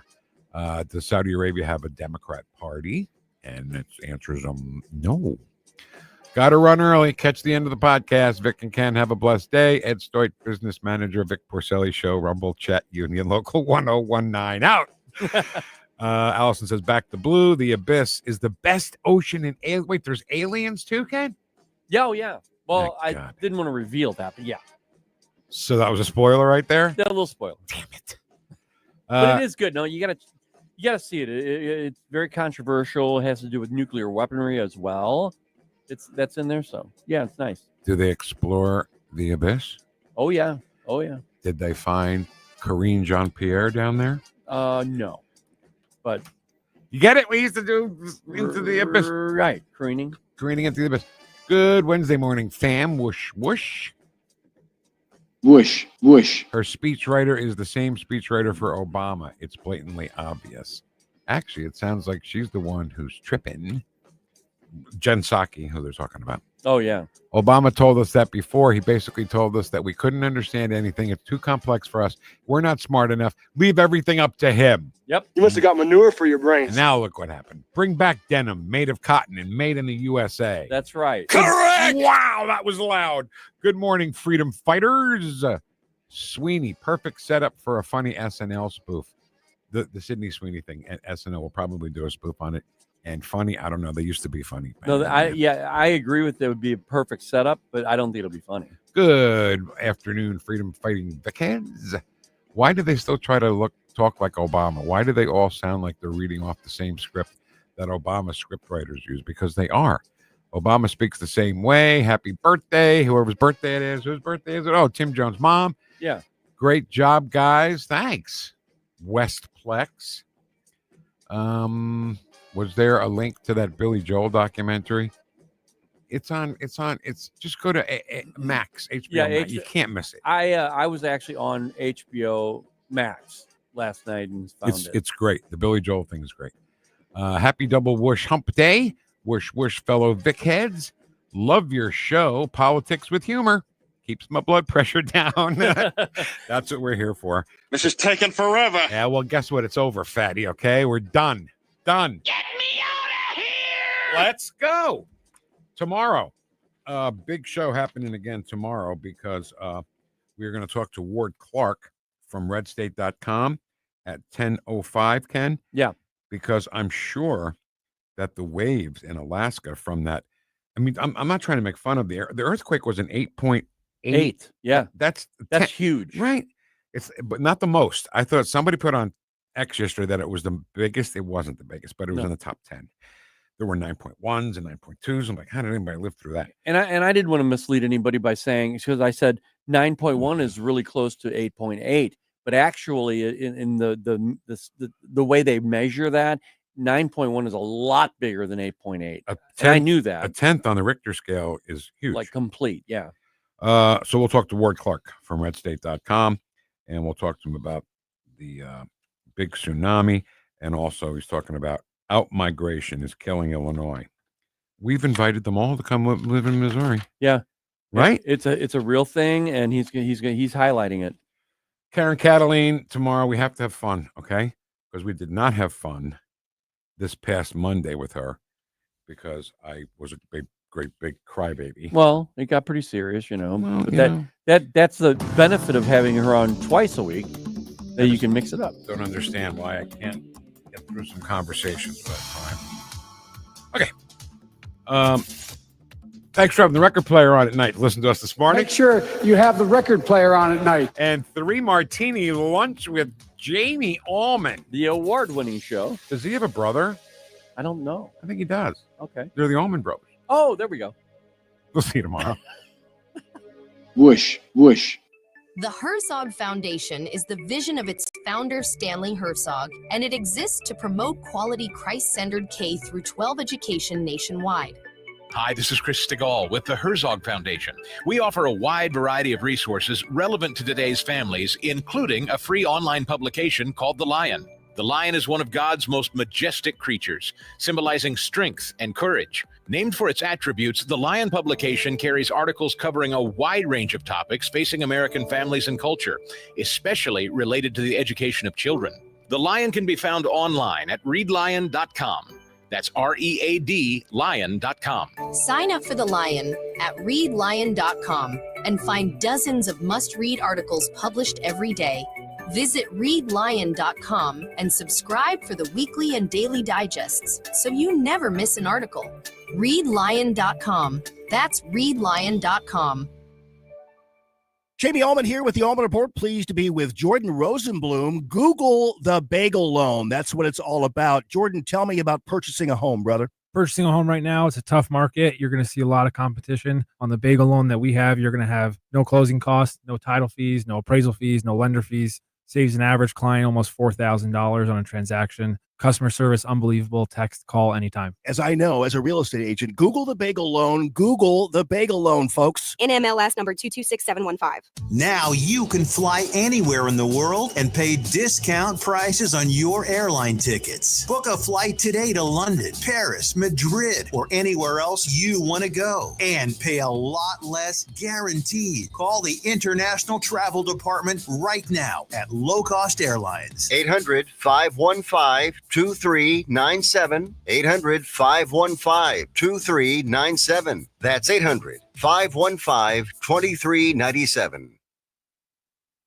KLGY HD3 Clayton, K270BW Bellefonte, KNVS Bowling Green. This is News Talk STL at 1019, 94.1, and always streaming at NewstalkSTL.com. News this hour from townhall.com. I'm John Scott.